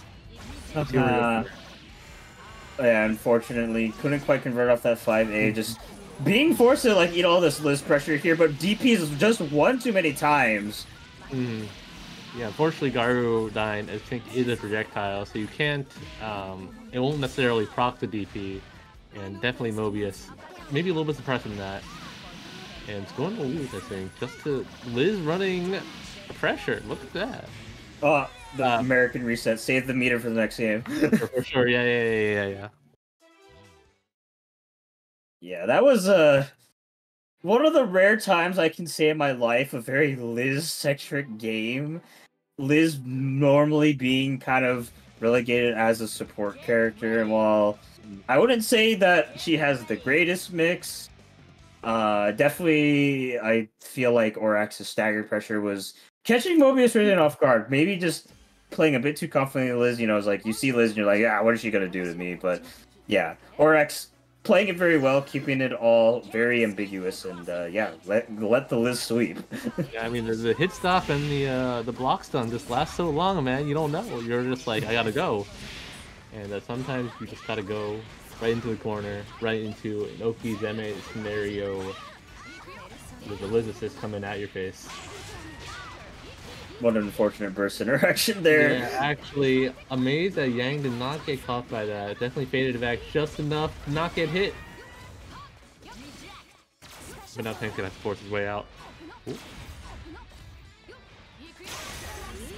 Good laser call, I think. Try to anti-air ground pound.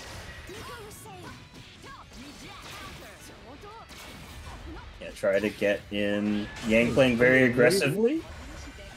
Oh, this is gonna be hard to tank, I think. Oh, never mind. We're at full screen. Yeah, unblockable. Oh, this is an Orax to try to get in. Okay, yeah, just able to punish.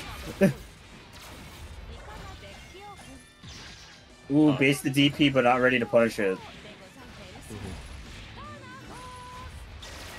A lot of combos here. Wasn't quite able to beat the laser either. Orax slowly whittling down the life of Mobius Raven. Gonna be getting into Yang finally. Ooh. Oh. No, Jay hitting just late enough. Oh my god! Wait, no, he can't respond. He's gone. I almost feel like Orax did that intentionally. He waited a second, saw the DP was coming out, and went like, "Wait, I can beat him." No, if it wasn't for the he wouldn't have had a punish if he if the DP just like, you know, he had to block like. I guess he would have had a punish. Never mind, I don't know what I'm talking about. The semblance definitely canceling out at that threshold definitely let him secure that kill. Mobius, yes, for getting the famed on set point, switch to Akatsuki Yumi, and Mobius will be bringing that out yet again. Yeah, this is this just seems to be the I'm 2 games down. I don't need a tank. I just need my Unga Bunga.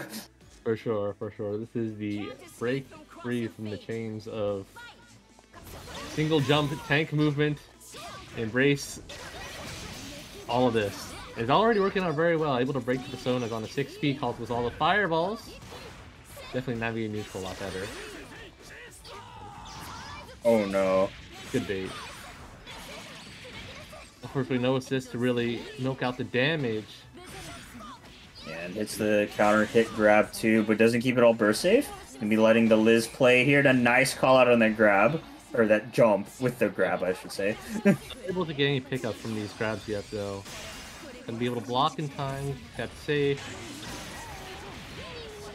That's it. That burst will get punished.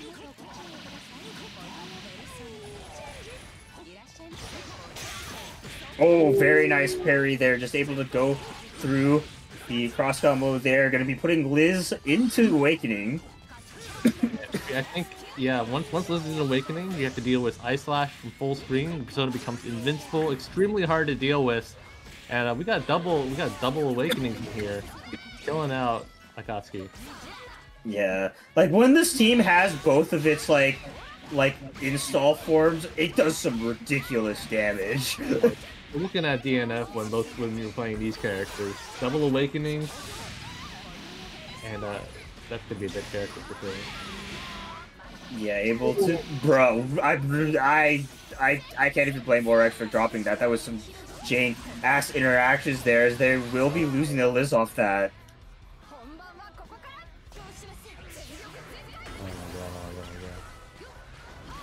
Yeah, and it just takes one hit, I think, on either side. Really? Oh, I think Orex is in the clear. He can play for a little bit longer. And yeah, that health difference is, I think, what ultimately carried the day there. Yumi just not able to keep Yang out for long enough, and winning the game. So on to loser semis. RX will go. Good showing for Mobius throughout the bracket today, though. Yeah, the team I'm gonna dub Frickin' We Ball almost worked out there. I just think could not pick up the pieces after the awakenings happening. Perhaps disrespecting what Liz can do from that screen side of the screen with awakening. And to be fair, who plays Liz? Something that you kind of just have to know that you have to be far more careful about zoning because of that move. Yeah, when she's in awakening. Ice Slash devastating. It gets really strong once you're in awakening. So, yeah. Well, now you have the DNF experience without playing DNF, and we may be seeing more of that in loser semis, but that's not what we're seeing first. I think we're going to get Yosuro and Serene Smile out in our winners finals. Yes. You think it's going to be a U day at all for Yosuro, or you think we're just going to be rocking there? Well, we might be rocking it. I stand correct. I mean, I definitely like Hyde Yang is by no means a bad team. However, it's not Udachi.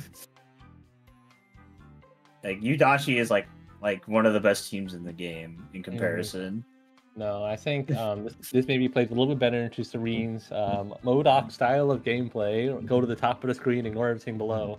Because if you're Adachi, you can almost say, "Hey, I got a laser down here for you. Please get down and let's talk this out like civilized gentlemen." Yeah.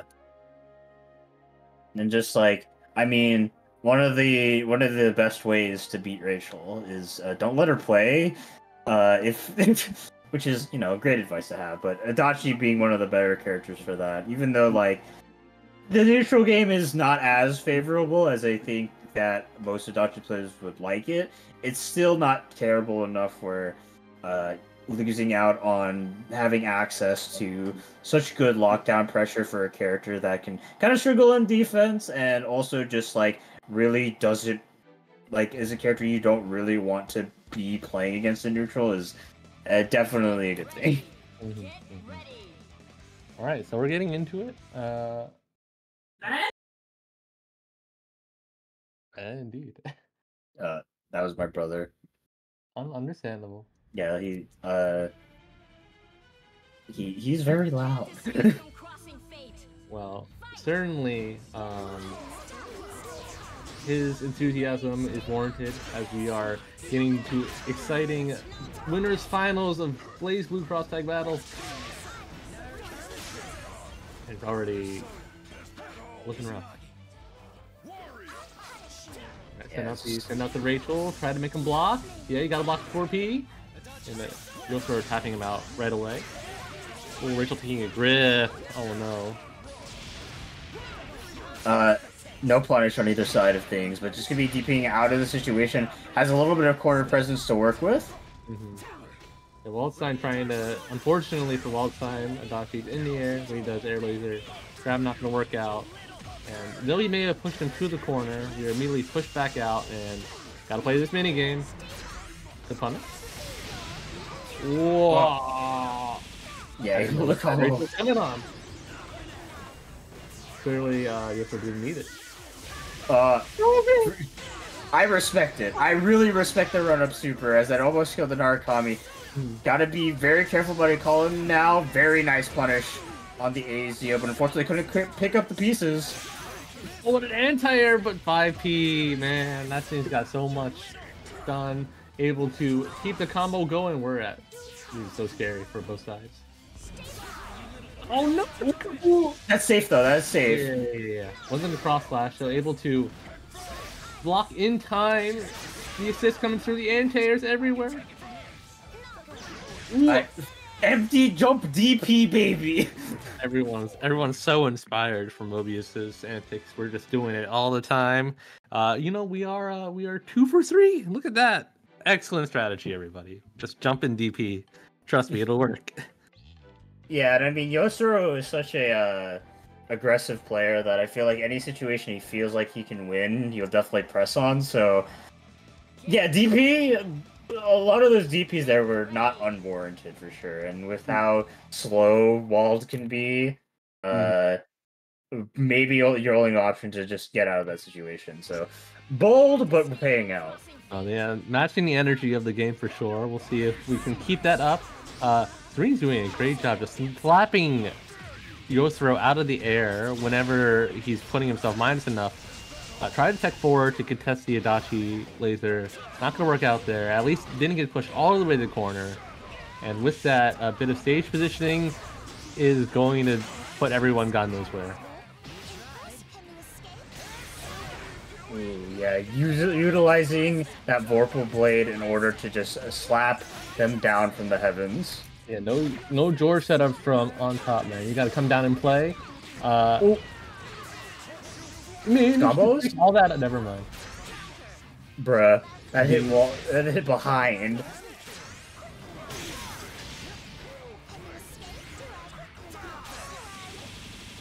Ooh, very nice cross up there with the George. Kind of beating the burst there, but unfortunately a bit too high to do anything off it. Oh my god.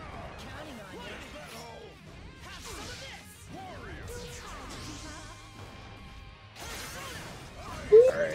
Swap over to the Rachel, broke the persona, but not quite a punish. Yeah, not able to stop him just in time, able to get the counter hit. Oh, and great recognition, denying the burst, killing off the Adachi. Yeah, but a good 2B out of the situation, going to be allowing Yosuro to pop the resonance. Yoki tries to grab, and could have killed off the wall side. Meter needed though, so that's a win. Yeah, and the level 4 Resonance Rachel coming out, but kind of low. Could potentially be a one-touch scenario depending on the hit. But yeah, just going to be letting the Rachel play, but gets the throw bait here. Able to still get the Resonance version 2 just in time in order to kill her off here as Yosro going to be taking the second game. No, I feel why Serene didn't go for the Tempestalities right away. You only had 4 bar, you get 2 mixes at most. Definitely, and you know, you had all the push block in the world, so all the meter available in the world to push block. So definitely understand wanting to get a little bit more juice before you start sending out the storm. Unfortunately, that means he wasn't going to be allowed to play as Narukami got the Resonance Super just in time.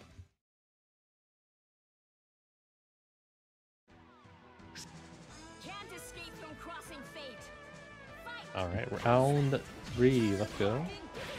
We're gonna go with a good old 5C round start. Yes, I'm gonna be doing a freaking bouncy combo here as it's gonna be turning back to neutral. Ooh, okay. George not coming in time. Unable to cover that DP. Just a little bit too slow. His Pikmin March coming through. Okay. My ears! High voltage situations. Alright. Serene inflicting some psychological warfare. Telling Yosro the next time you try to BZO mean, that may be in your future.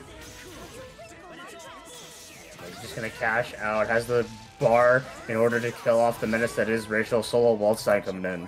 Yosro is saying, you know what, you're not gonna bluff yours out of this game. Gotta deal with this. BZO mix. It's gonna take a few more mixes up to kill, I think.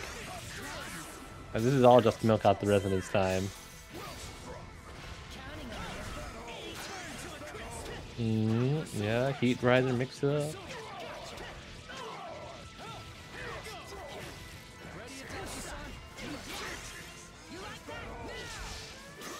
Waltzstein finally being able to get out of the corner, but what is he gonna do? He's just a poor little grappler.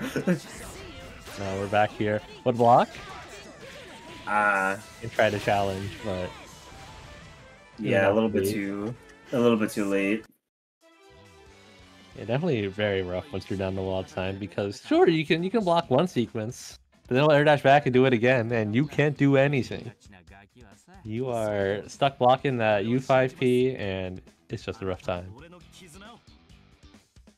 Yeah, it's just Wall, quite frankly, does not have options against Adachi.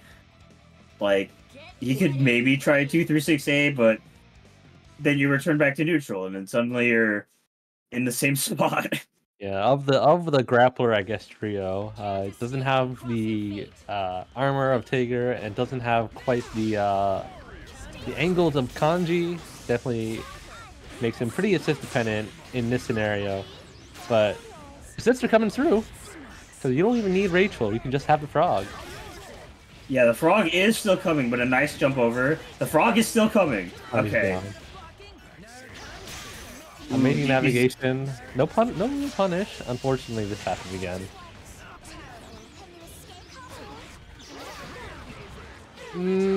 Alright, good pickup. Able to salvage that from the wall. Get the 5C knocked down. Get the instant overhead. No assist to punish the burst. Yeah, very nice coverage there with the wall. Unfortunately, couldn't quite convert off it. Ring doing his best trying to catch the Adachi swinging with these 2Bs. Definitely got good counter hits and good anti-airs before. Oh, didn't block. Alright, yeah, very nice air and blockable there. George still coming in. Taps out the Rachel at the very least, who's getting out, but still coming. Yeah, anti-air by Lily. Oh, but enough invuln from Adachi to get out of that. Oh my god, just run up DP, does not care about anything from the Narukami, and going to be allowing them to pop the resonance here. A little bit risky, but doesn't quite seal off the deal. The Rachel still alive, able to let Wald hit that 2B as well. Probably gonna run out the resonance, but drops the combo. No, Wald combos are kind of hard in those scenarios. Good challenge by Yosuro to avoid getting gripped. Unfortunately, it will end it in getting gripped anyways. Serene winning another game. What a freaking end of the match. Jesus. I think that was really smart on Yosuro's part to jab out because he saw the beam coming at him and was like, okay, well that means Serene has all the license in the world just grip me out of this. And definitely weighed the damage from the beam versus the grab quite well, but not going to be able to avoid the combo after. I believe we're our last game.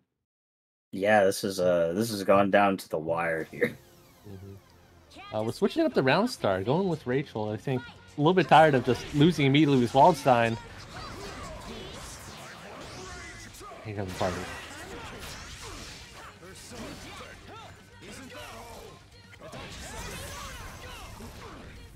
Rachel 60 breaking the Adachi one, keeping his turn.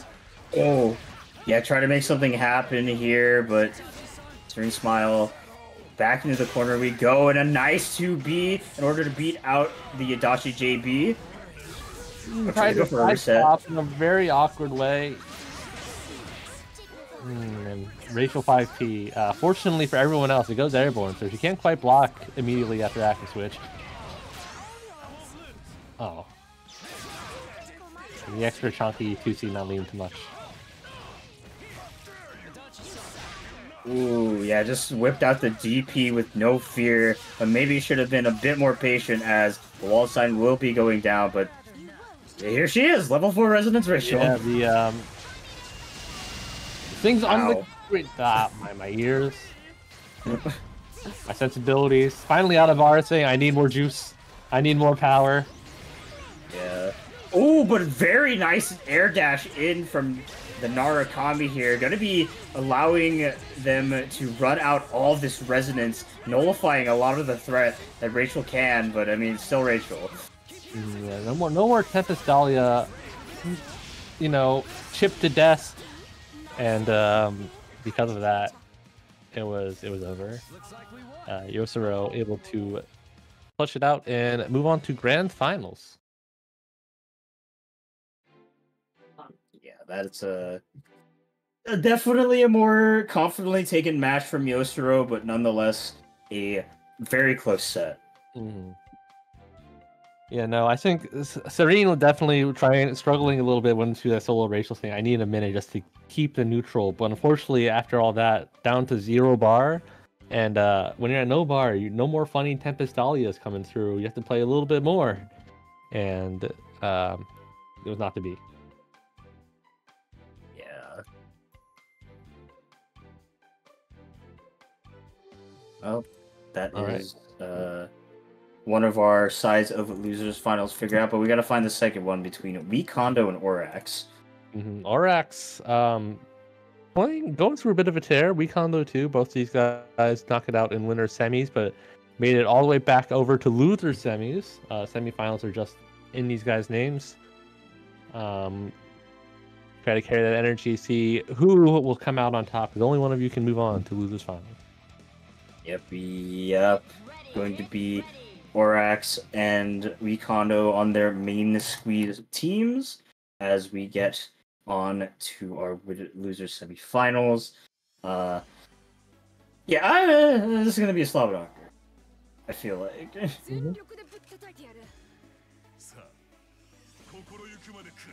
Definitely, we'll see how Orax does. Just WeKondo is very good at beating out push blocks with their pressure. We'll see if they're able to, with their team comp, kind of navigate around that. Already getting punished though. Good burst. Don't want to deal with it. Go back to full screen. Let Liz keep Azrael at bay. And unfortunately, you have to play Liz into Heart I know. Yeah, this is not a match we want to play, but a nice block on the overhead. But yeah, Heart is still plus. So many things going on here, but finally able to burst out the Yang. But she is going to be taking quite a hurting. It's all right, man. The plan is simple. Get double awakening, double semblance, just like that. Take your turn. Oh, good tech on the throw. Good backdash. Yeah, just it's been really hard for Orax to really get anything going. Firecracker coming out. Not quite a punish. Yeah, no. Very luckily for Wekondo that Orax was already in the middle of throwing that fireball. Homing movement is impeccable. Oh, and look at that. Homing backdash away from the jab. And now you're stuck with Liz. Yeah, this is it's gonna be rough. I mean, even in Awakening, having access to that enhanced Bufudyne, is it gonna help you fight against Harden? Okay, she was on that side. Yeah, the hardest part about Liz in this matchup is just the huge recovery on her moves. Oh, but you know, it's all good if you can keep Hart falling into it. Able to get rid of that character. Now it's a little bit better.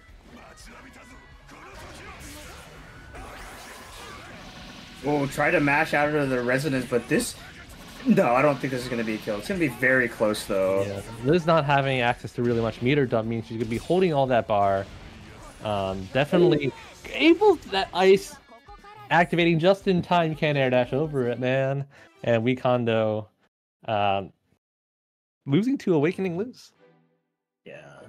Maybe a bit unfamiliar with the matchup there because, yeah, Elizabeth's pretty rare. So kind of got a lot of hit by... I don't want to necessarily like knowledge matchup, like knowledge checky type of stuff, but definitely stuff that you might not be ready for Liz Awakening because she plays pretty differently, I would say, from her regular form. She has access to that 2-1-4A that's really difficult to have to deal with, and just general overall has a better toolkit, so it can be kind of difficult to her Tornado also gets better frame advantage on block as well.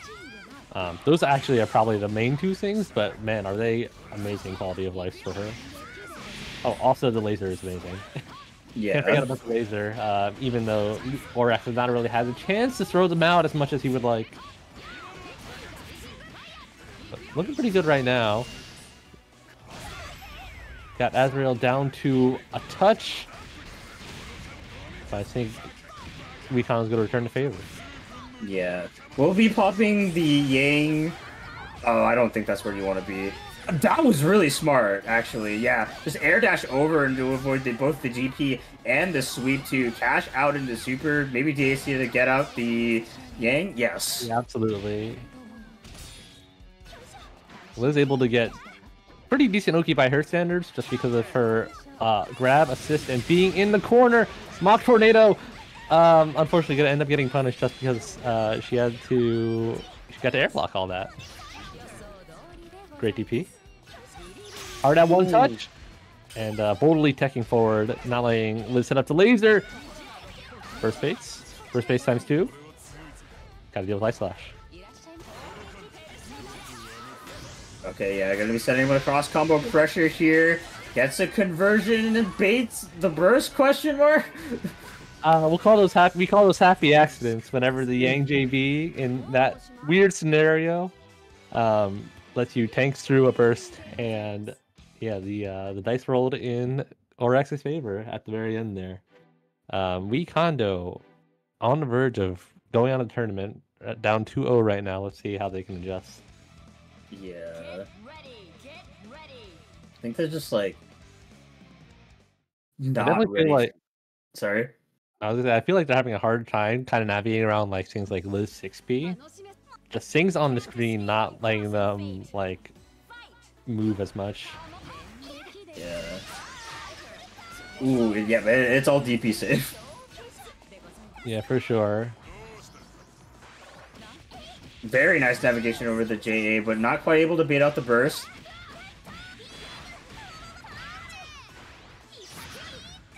And Orax has not been letting. Never mind. Well, what an interaction! Yeah, no. I was about to say Orax has not been letting Wekondo hit those dive kick mix-up he's been hitting all day, and already Hart is at very low. Okay, yeah, gonna be mashing out. Ooh, unfortunate situation. Yeah, that's a high. Block the high. Getting the corner-to-corner kick. and putting Liz at 1 touch. Unfortunately, I think he's gonna get Awakening, and he's still hard. Yeah, that's a little bit of a fatal mistake there. Is that being baited? Yes, and going to be punished accordingly too. Orax giving another lease of life here on this Yang. Tries down Hamon, but Azrael swinging out. He can't go there. Yeah. Safe zone is protected. Oh no! Oh, and what about assist call? I don't think he realized that the 6B was coming out. Yeah, no, definitely got counter-called with the laser in a unexpected way. But this is, I think, definitely what Recon was looking for. Oh my god! Okay, nice back roaming out of the Yang pressure here. Gonna be setting up the sandwich, but the semblance coming out. Yeah. Yeah, and Recon are looking a lot more comfortable once laser was out of the equation there. Recon's team, I think, is very good on offense, just in terms of like being able to beat out push block, having lots of good like, you know, thrust plus assist combinations. But unfortunately, his team does not seem to have very good ways at dealing with other people's assists, like starting to rain down upon them. But as we saw, like once Liz 6P was able to get out of the picture, was a lot more comfortable navigating that neutral. Yeah, I mean, definitely, like, Liz, while doesn't like fighting hard, her assist can put, like, quite a big stop sign for kind of, like, the heart momentum. Especially if you run in the other direction from where Liz is currently. It's really hard for Heart to deal with that. But, you know, just go straight in, ignore Liz entirely. Yeah, I think Wekondo preemptively called the Azrael 4P. Definitely was like, we're not, please don't throw laser, please don't throw laser, I don't want to see it. Okay. DP. Yeah, Wekondo. Good old flash. Yeah. Alright, hidden on these DPs. Using the delay on the JA to avoid falling into the thrust assist. Unfortunately, he's going to fall into that one. Liz is going to be right there. Opts not to put him into Awakening. Right. Very smart. And baits out the DP and kills Liz. Liz DP moment. Absolutely. Yang 2B moment. Whoa. He's so scared of the homing of whiffing. Ooh, very nice pickup off that. And able to convert off the burst as well, because Yang Xiaolong is a funny character. Yeah, able to keep the combo going. So you see Azrael's wide hitbox combo time runs out just in time. Oh my god. Yeah, Orax. Silence. Oh, hello? What side? What side was that on? Doesn't matter what navigation system you got. You use Google Maps, use Apple Maps, use freaking Garmin Nuvi. Heart, where was Heart? I have no idea. And evidently RX didn't know either. It got cracked. Yes. Yes. All right. So as we've seen, once again at a game 5, a lot of these sets coming down to the wire. Get ready. What adjustments will happen here? It's just like, yeah, I think those two games have proven you're right. Like, it's just really been the Liz that's been putting quite a big stop sign for the Heart, which is giving Wekondo so much trouble. So getting him out of the equation as fast as possible seems to be the game plan. Yeah, that time doing an aggressive punch round start, trying to hopefully tag a round start laser call. But now comes the party for Orax. Yeah. Oh no! It's fine. It's fine. You got tons of bar. You got Liz out too. This is actually right where you want them. Yeah. Unfortunate there that this could have been such a good opportunity here for Orax, but nonetheless, having an Awakening Liz is a good thing to have. Nice navigation around the Garu Dime, but a nice 2B, but it's unstabilized combo. Oh, the hardball's coming through. Rarely use specials. The ring active enough to keep Azrael coming down. Good blocks. Good respective Azrael pressure there. Really surprised about how much they're willing to play the solo Elizabeth here. But yeah, base the DP out this time. Yeah. Keep the kill. Oh no! Yang on Awakening 6P. Really hard to combo off of sometimes. Yeah, gonna be doing it with the guard down once again, but a nice push block and mash out. That should be a dead Liz. Problem is gone, but this time it's a 1v1. Very honest game plan coming through. Most of these characters at level 3 residence, so little funny ass was coming through. Just gonna be doing a lot of funny J. He's going around the world. A bold call out there with the 2-3-6. Gonna be popping the resonance here for Yang, but it's nonetheless a one-touch scenario. What's the? My God, that was the option. It's really hard once like you start doing a not like when Yang can have semblance, you can see whether or not you're doing a real safe jump. Oh no!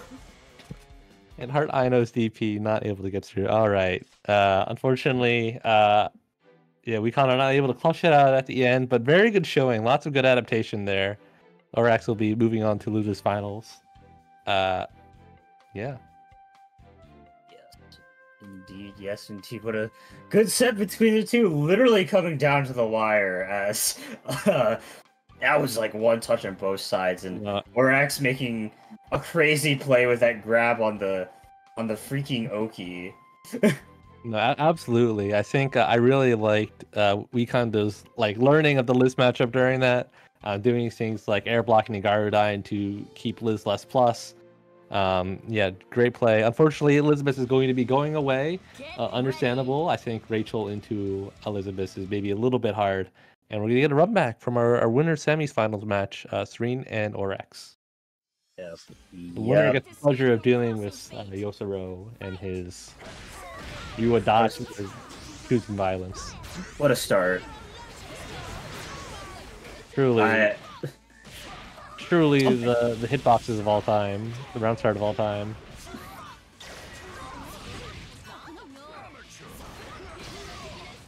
Bruh. Yeah, no. You can delay Hilda 4P, but you cannot stop it. It is inevitable. Almost managing to save himself from the 6P drop. Oh, committing to the AR to combo, surprisingly enough. Ooh, DP's out. 4P barely able to connect here. Going straight in, has the semblance too, and baits the throw, but not quite ready to convert off it. The Rachel 4P doing the opposite of a good job there. Giving Orax one of his team's strongest attributes, empty jump low. They'll pick up, and now we got the frogs.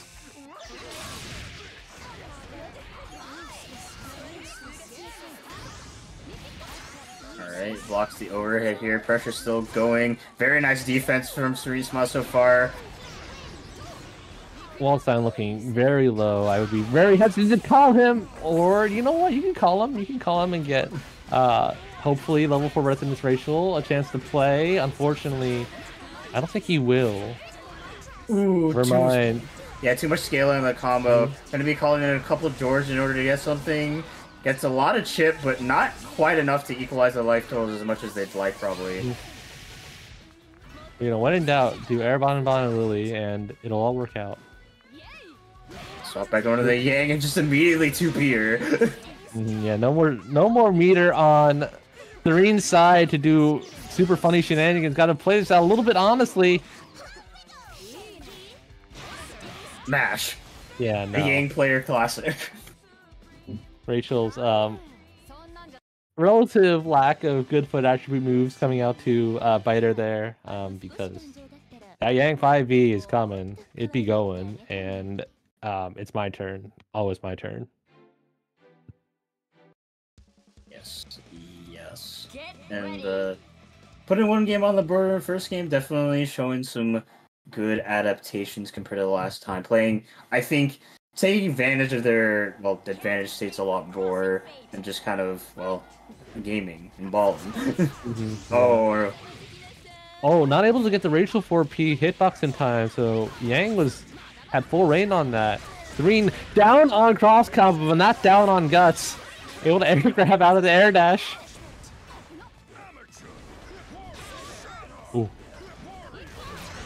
Ooh, very good. Just going straight into the Rachel zone they're playing, unfortunately dropping the combo.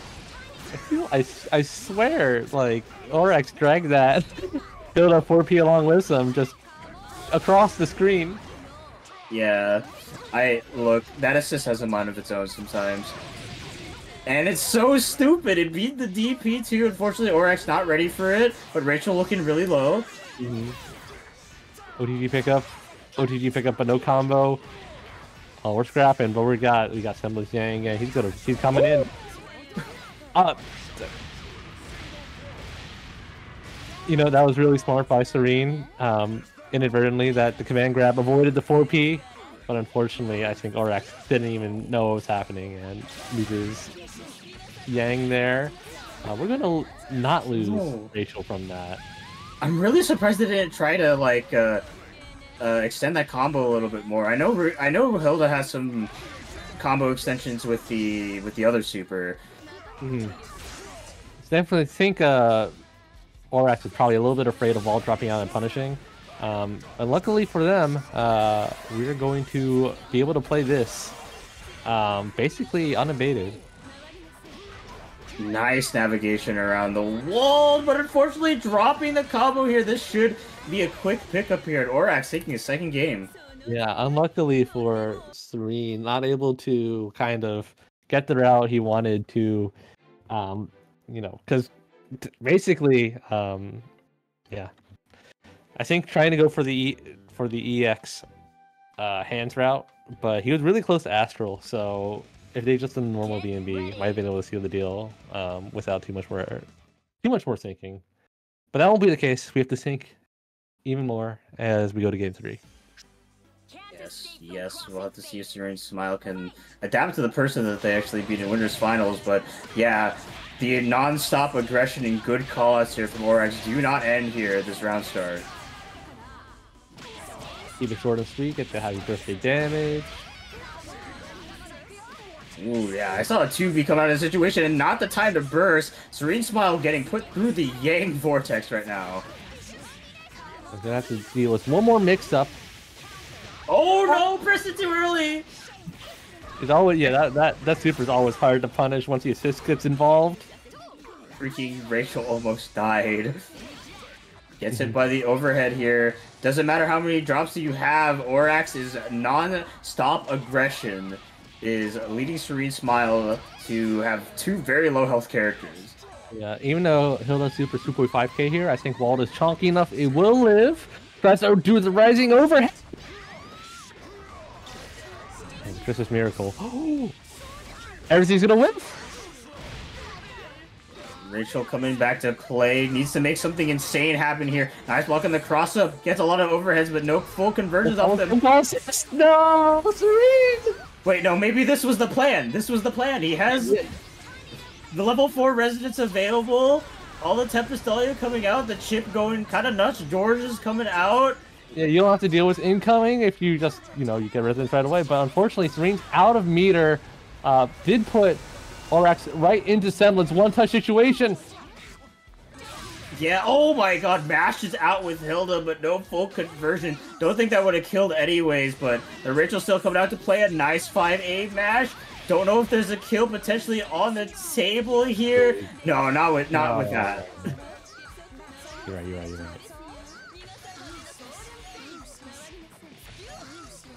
Rachel not having any good horizontal supers, had to hold all of that, and once you're back in full screen neutral, it's pretty hard dealing with the hit scan attacks.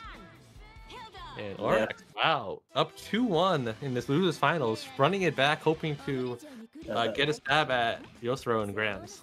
That was 3-0. That was 3-0? No, didn't Serena win the first one? No, that was 3-0. That was 3-0? Bro, yeah. I don't... Alright, you know what? Don't look at me. I can't count. Don't look at me. Man, is this the day we expose that all UKCO players can't count? Absolutely. Oh no. All right. You know what? We don't do counting. The game counts for us. The fire levels, we don't have to count that. It just shows us the number. The only thing I need to look for is when she's on fire. Man. That means it's at 9. That means yeah. We're good. We're gaming.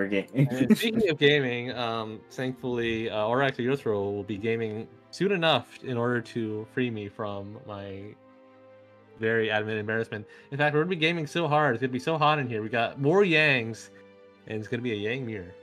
Damn.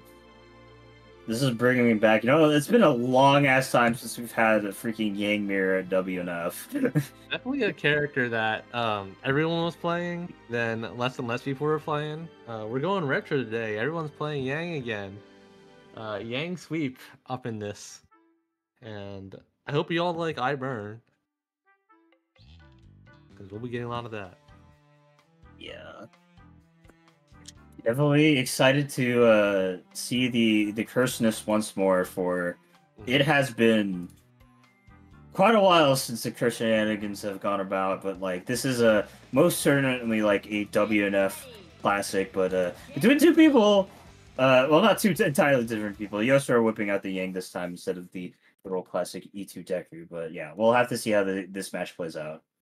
No, I'm definitely seeing at least one 5BB trade in the future, hopefully, and we're going to be playing Liz in this. Don't know what the decision tree is for Liz or no Liz, but surely they have a good idea. Already not looking too good at the start though.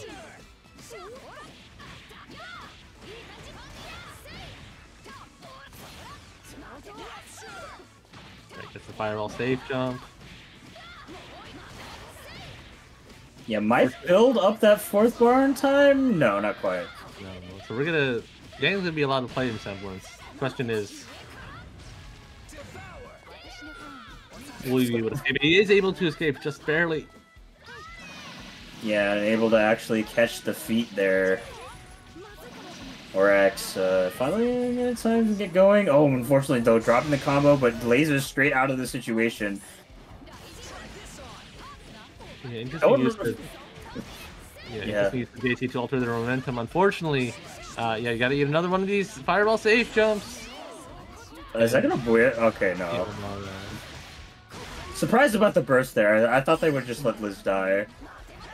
I think if you're getting a choice between, well, you know, there's no right answer. Liz neutral maybe a little bit better in a 2v1, but not gonna matter. Yosura taking that first game real quickly. Yeah. Yeah.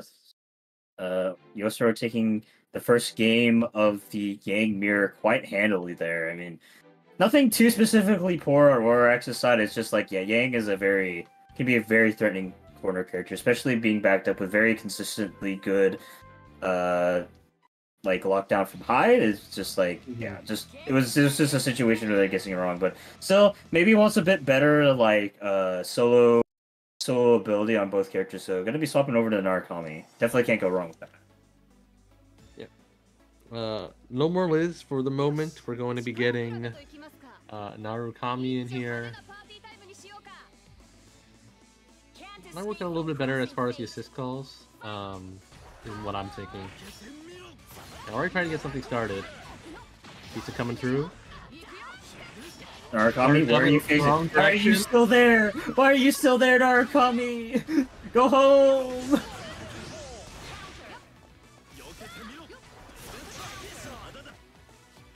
Definitely. I'm looking into a mirror right now. Similar kinds of game plans. Zoning Yang, huh? Zoning looking, man. There's a... You can throw a fireball in the air. That's amazing. I'm surprised about that meter cache out there. That would have turned into a kill, maybe with the DHC. Yeah, that would have just straight up killed.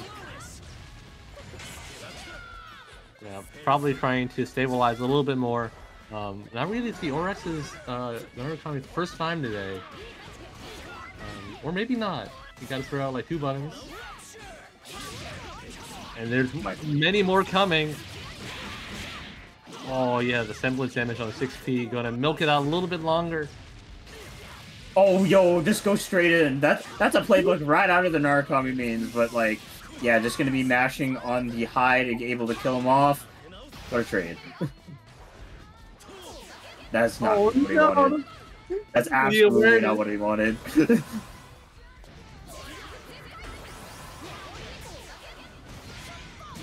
And just by like some that, miracle, Yang staying on the right side of that interaction. And getting booted. All right, Yosuro up 2-0. Looking to make this quick. What does RX have in store for us? Yeah. Once again, it's just like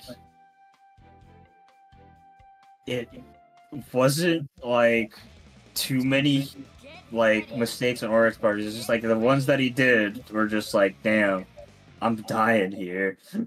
Absolutely. I think, yeah, they're both playing very similar game plans. It's just a matter of who's able to execute just correctly. That JC definitely not intentional though, and we'll see if that comes back to bite them. Down 2-0, gotta make a real comeback. Frame traps? Bruh. Ain't no way, bruh. I'm just, every time I watch this game, I see something new. Yeah, going in with the Sheriff, you don't think to keep it all relatively burst safe and get to the corner. Unfortunately, we got Semblance, and we got people signing to push block out. I think that makes sense. You don't want to deal with, you know, even giving them a chance to launch offense again. Now we gotta just milk the mints. Some good old neutral.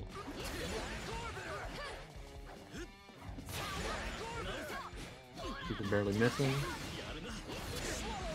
Yeah, just trying to play out there, but ooh.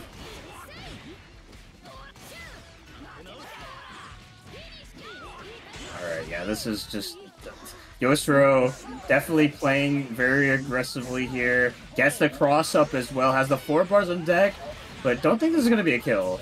No, Still gonna cash out for the corner carry. Yeah. One touch. You got a bar for push block, and you don't want to be air dashing back into those pizzas. Breaks out the anti-air.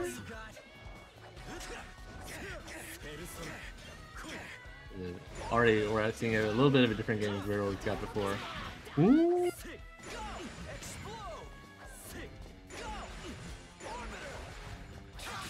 Okay, yeah, just was able to kind of just play patiently there, find that opportunity to get that J8 in. But I mean, Narukami literally on the brink of death, gotta be careful.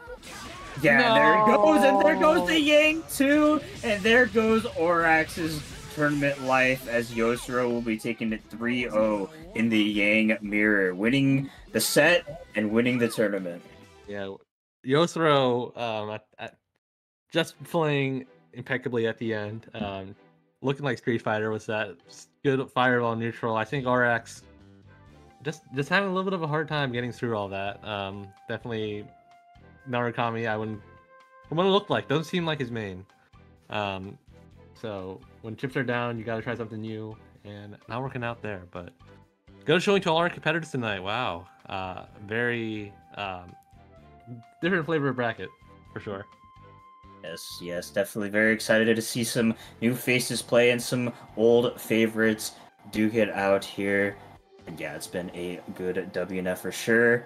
To remind you all of the top 3, we have Yosuro in first, Orax in second, and Serene Smile taking third. Thank you everyone for watching tonight's BB Tag bracket. Y'all are great, no matter for how long you guys showed up. Very happy that this scene is alive and kicking. We get a good, nice, alive audience here to watch the BB Tag action. So shout outs to you guys, and shout outs to our players for giving it all, no matter how well or poorly placed. Very happy that you guys showed up and did your best here for tonight. So props to you guys. But gotta give another big shout out to my fellow commentator and Yukiko player, Mr. Four Sword Kirby's, aka Pod, for holding it down on the mic with me. Always a pleasure to do this with you and be able to view the chaos through our perspective. And another big shout out to our wonderful T.O. Master Cheap here for letting the bracket run as smoothly as possible and doing a lot of the behind the scenes stuff to make sure that these brackets run great every day, or not every day, that would be crazy, every week here at WNF. And another big shout out to our wonderful streamer Red E30 for also being here every week and allowing everyone at home to watch the BB Tag action from the comfort of wherever they are. This crew wouldn't be possible without any of them. So big shout outs once again to all of them.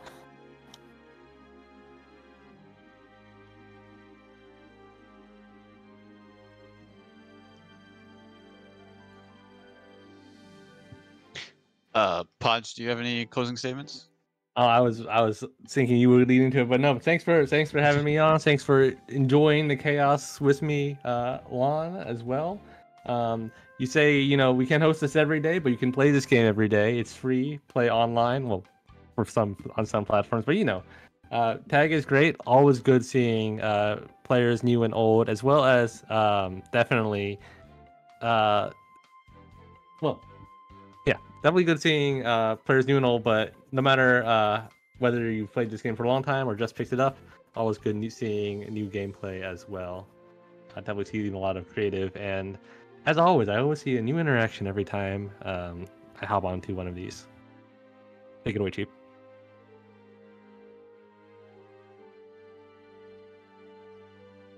Cheap, you are muted. I'm still muted. Okay, cool.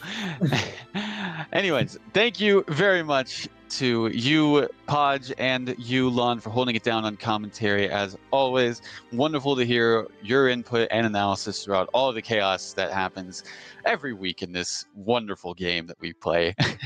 But yeah, big thank you to both of you for, again, coming in tonight for commentary. Shout outs to all of the players putting in their best efforts and, of course, putting on a wonderful bracket as always.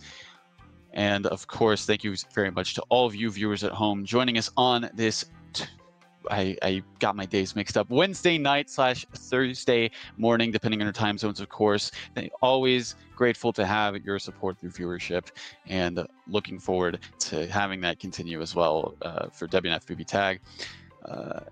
Again, thank you very much to Red E30 for being our regular streamer week in, week out here for WNF BBTAG. Always grateful to have him do this for us and be part of the team. Would not be the same kind of production without him, of course. And no Matrino, unfortunately. I will, again, still looking into getting things up and running for that. Hopefully sooner rather than later. But yeah, unfortunately, yeah, still down for us here for BBTAG.